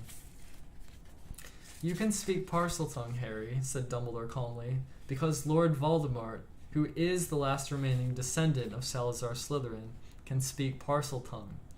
Unless I'm much mistaken, he transferred some of his own powers to you the night he gave you that scar. Not something he intended to do, I'm sure." "Voldemort put a bit of himself in me," Harry said, thunderstruck. "It certainly seems so." "So I should be in Slytherin," Harry said, looking desperately into Dumbledore's face. "The Sorting Hat could see Slytherin's power in me, and it—" "Put you in Gryffindor," said Dumbledore calmly. "Listen to me, Harry. You happen to have many qualities Salazar Slytherin prized in his hand-picked students. His own very rare gift, Parseltongue, resourcefulness, determination, a certain disregard for rules," he added, his mustache quivering again. "Yet the Sorting Hat placed you in Gryffindor. You know why that was. Think." "It only put me in Gryffindor," said Harry in a defeated voice, "because I asked not to go in Slytherin." "Exactly," said Dumbledore, beaming once more. "What makes you very different from Tom Riddle? Which makes you very different from Tom Riddle. It is our choices, Harry, that show us who we truly are, far more than our abilities." Harry sat motionless in his chair, stunned. "If you want proof, Harry, that you belong in Gryffindor, I suggest you look more closely at this." Dumbledore reached across to Professor McGonagall's desk, picked up the blood-stained silver sword, and handed it to Harry. Dully, Harry turned it over, the rubies blazing in the firelight, and then he saw the name engraved just below the hilt, Godric Gryffindor. "Only a true Gryffindor could have pulled that out of the hat, Harry," said Dumbledore simply. For a minute, neither of them spoke. Then Dumbledore pulled open one of the drawers in Professor McGonagall's desk and took out a quill and a bottle of ink. "What you need, Harry, is some food and sleep. I suggest you go down to the feast while I write to Azkaban. We need our gamekeeper back. And then I must draft an advertisement for the Daily Prophet, too," he added thoughtfully. "We'll be needing a new Defense Against the Dark Arts teacher. Dear me, we do seem to run through them, don't we?" Harry got up and crossed to the door. He had just reached for the handle, however, when the door burst open so violently that it bounced back off the wall. Lucius Malfoy stood there, fury on his face, and cowering behind his legs, heavily wrapped in bandages, was Dobby. "Good evening, Lucius," said Dumbledore pleasantly. Mr. Malfoy almost knocked Harry over as he swept into the room. Dobby went scurrying in after him, crouching at the hem of his cloak, a look of abject terror on his face. The elf was carrying a stained rag with which he was attempting to finish cleaning Mr. Malfoy's shoes.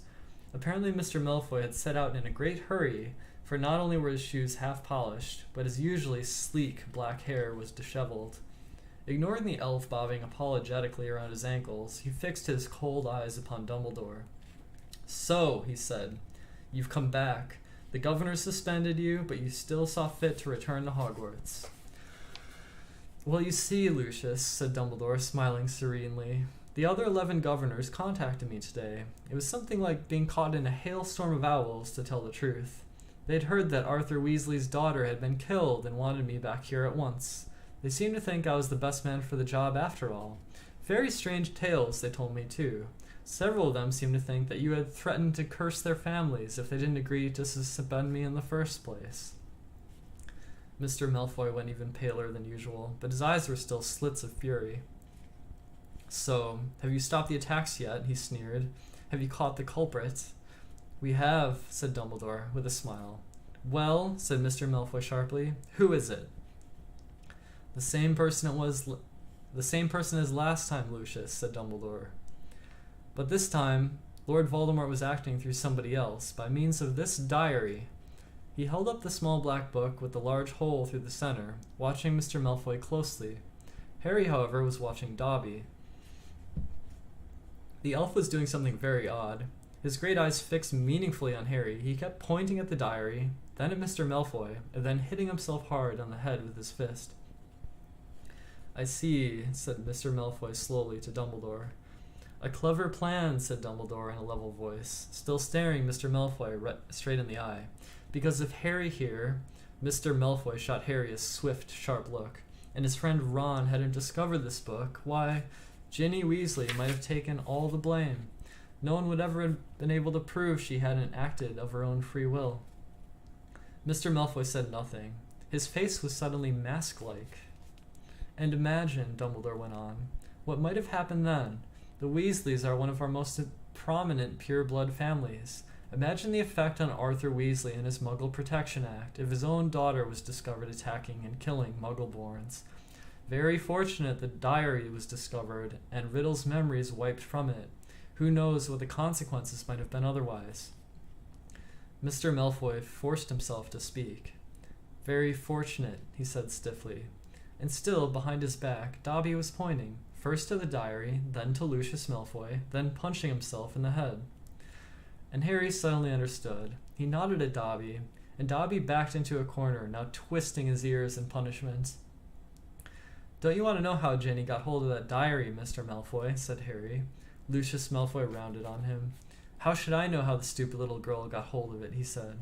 Because you gave it to her, said Harry, in Flourish and Blots. You picked up her old Transfiguration book and slipped the diary inside, didn't you? He saw Mr. Malfoy's wet hands clench and unclench. Prove it, he hissed. Oh, no one will be able to do that, said Dumbledore, smiling at Harry. Not now that Riddle has vanished from the book. On the other hand, I would advise you, Lucius, not to go giving out any more of Lord Voldemort's old school things. If any of them find their way into innocent hands, I think Arthur Weasley, for one, will make sure they are traced back to you. Lucius Malfoy stood for a moment, and Harry distinctly saw his right hand twitch, as though he was longing to reach for his wand. Instead, he turned to his house elf. We're going, Dobby. He wrenched open the door, and the elf came hurrying up to him, and he kicked him right through it. They could hear Dobby squealing with pain all the way down the corridor. Harry stood for a moment, thinking hard. Then it came to him. Professor Dumbledore, he said hurriedly, can I give that diary back to Mr. Malfoy, please? Certainly, Harry, said Professor Dumbledore calmly. But hurry, the feast, remember. Harry grabbed the diary and dashed out of the office. He could hear Dobby's squeals of pain receding around the corner. Quickly, wondering if this plan could possibly work, Harry took off one of his shoes, pulled off his slimy, filthy sock, and stuffed the diary into it. Then he ran back down the dark corridor. He caught up with them at the top of the stairs. Mr. Malfoy, he gasped, skidding to a halt. I've got something for you. And he forced the smelly sock into Lucius Malfoy's hand. What the? Mr. Malfoy ripped the sock off the diary, threw it aside, and then looked furiously at the ruined book to Harry. You'll meet the same sticky end as your parents one of these days, Harry Potter, he said softly. They were meddlesome fools, too. He turned to go. Come, Dobby. I said come. But Dobby didn't move. He was holding up Harry's disgusting, slimy sock, and looking at it as though it were a priceless treasure. Master has given a sock, said the elf in wonderment. Master gave it to Dobby.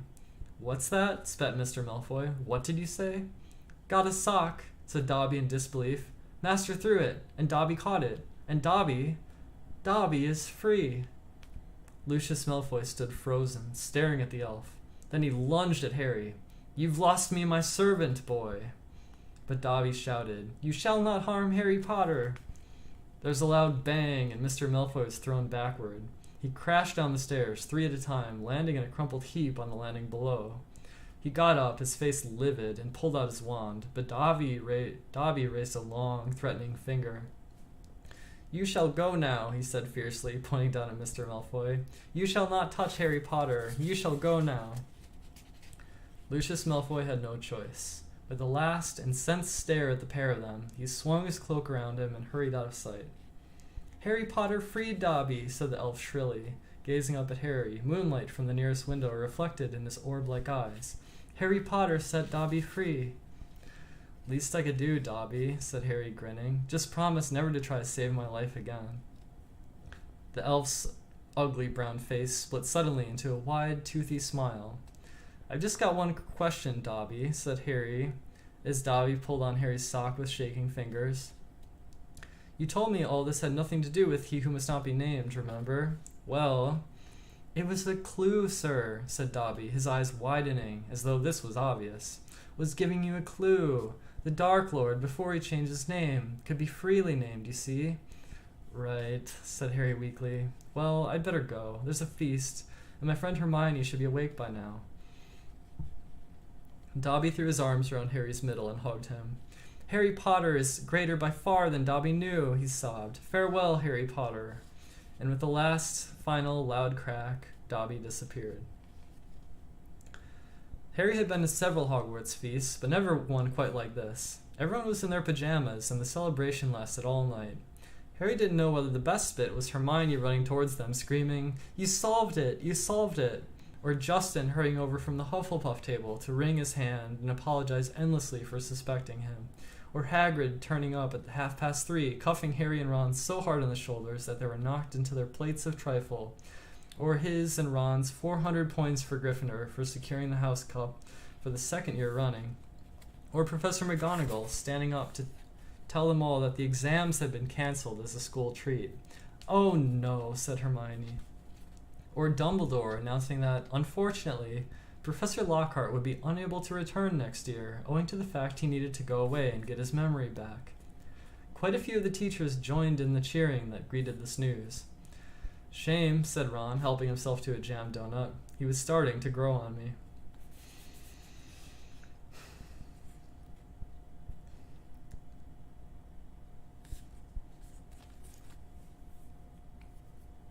Yeah, I think he put the diary in the sock. Something. The rest of the final term passed in a haze of blazing sunshine. Hogwarts was back to normal with only a few small differences. Defense against the dark arts classes were cancelled. "But we've had plenty of practice at that anyway," Ron told a disgruntled Hermione. And Lucius Malfoy had been sacked as a school governor. Draco was no longer strutting around the school as though he owned the place. On the contrary, he looked resentful and sulky. On the other hand, Ginny Weasley was perfectly happy again. Too soon it was time for the journey home on the Hogwarts Express. Harry, Ron, Hermione, Fred, George, and Ginny got a compartment to themselves. They made the most of the last few hours in which they were allowed to do magic before the holidays. They played Exploding Snap, set off the very last of Fred and George's filibuster fireworks, and practiced disarming each other by magic. Harry was getting very good at it. They were almost at King's Cross when Harry remembered something. "Ginny, what did you see Percy doing that he didn't want you to tell anyone?" "Oh, that," said Ginny, giggling. "Well, Percy's got a girlfriend." Fred dropped a stack of books on George's head. "What?" "It's that Ravenclaw prefect, Penelope Clearwater," said Ginny. "That's who he was writing to all last summer. He's been meeting her all over the school in secret. I walked in on them kissing in an empty classroom one day. He was so upset when she was, attacked." "You won't tease him, will you?" she added anxiously. "Wouldn't dream of it," said Fred, who was looking like his birthday had come early. "Definitely not," said George, sniggering. The Hogwarts Express slowed and finally stopped. Harry pulled out his quill and a bit of parchment and turned to Ron and Hermione. "This is called a telephone number," he told Ron, scribbling it twice, tearing the parchment in two, and handing it to them. "I told your dad how to use the telephone last summer. He'll know. Call me at the Dursleys, okay? I can't stand another 2 months with only Dudley to talk to." Your aunt and uncle will be proud, though, won't they? Said Hermione as they got off the train and joined the crowd thronging towards the enchanted barrier. When they hear what you did this year. Proud, said Harry. Are you crazy? All those times I could have died and didn't manage it, they'll be furious. And together they walked back through the gateway to the Muggle world. And that is Harry Potter and the Chamber of Secrets. I guess my favorite part of the book is probably it might be the conversation with Riddle. I think the diary is a very interesting object, and I think the confrontation with Riddle at the end of the conversation is interesting. I know that's kind of the crescendo, so it's maybe an obvious point of the book to like point at, but I don't know. It's fun for me. I like that part. And yeah, so I don't think I'm starting Prisoner of Azkaban tomorrow. I'm probably taking a day off from reading. But it was fun to read, and I hope it's enjoyed. And I don't know if anyone else wants to say anything, or if I should end the stream shortly. Yeah, I mean, I would probably put this as my third favorite of the books. I mean, here's my tentative ranking. Just a personal preference. I think I like Half-Blood Prince the most, followed by Goblet of Fire, then probably followed by Chamber of Secrets as my third. So this is probably my third favorite. It was fun to read it again. I haven't read it in over 10 years, so that was it. And yeah, that's the end of book club for now. It'll probably be a couple days before I'm back. But alright. I don't have anything more to say, I think, so I guess I'll end this. Farewell, farewell.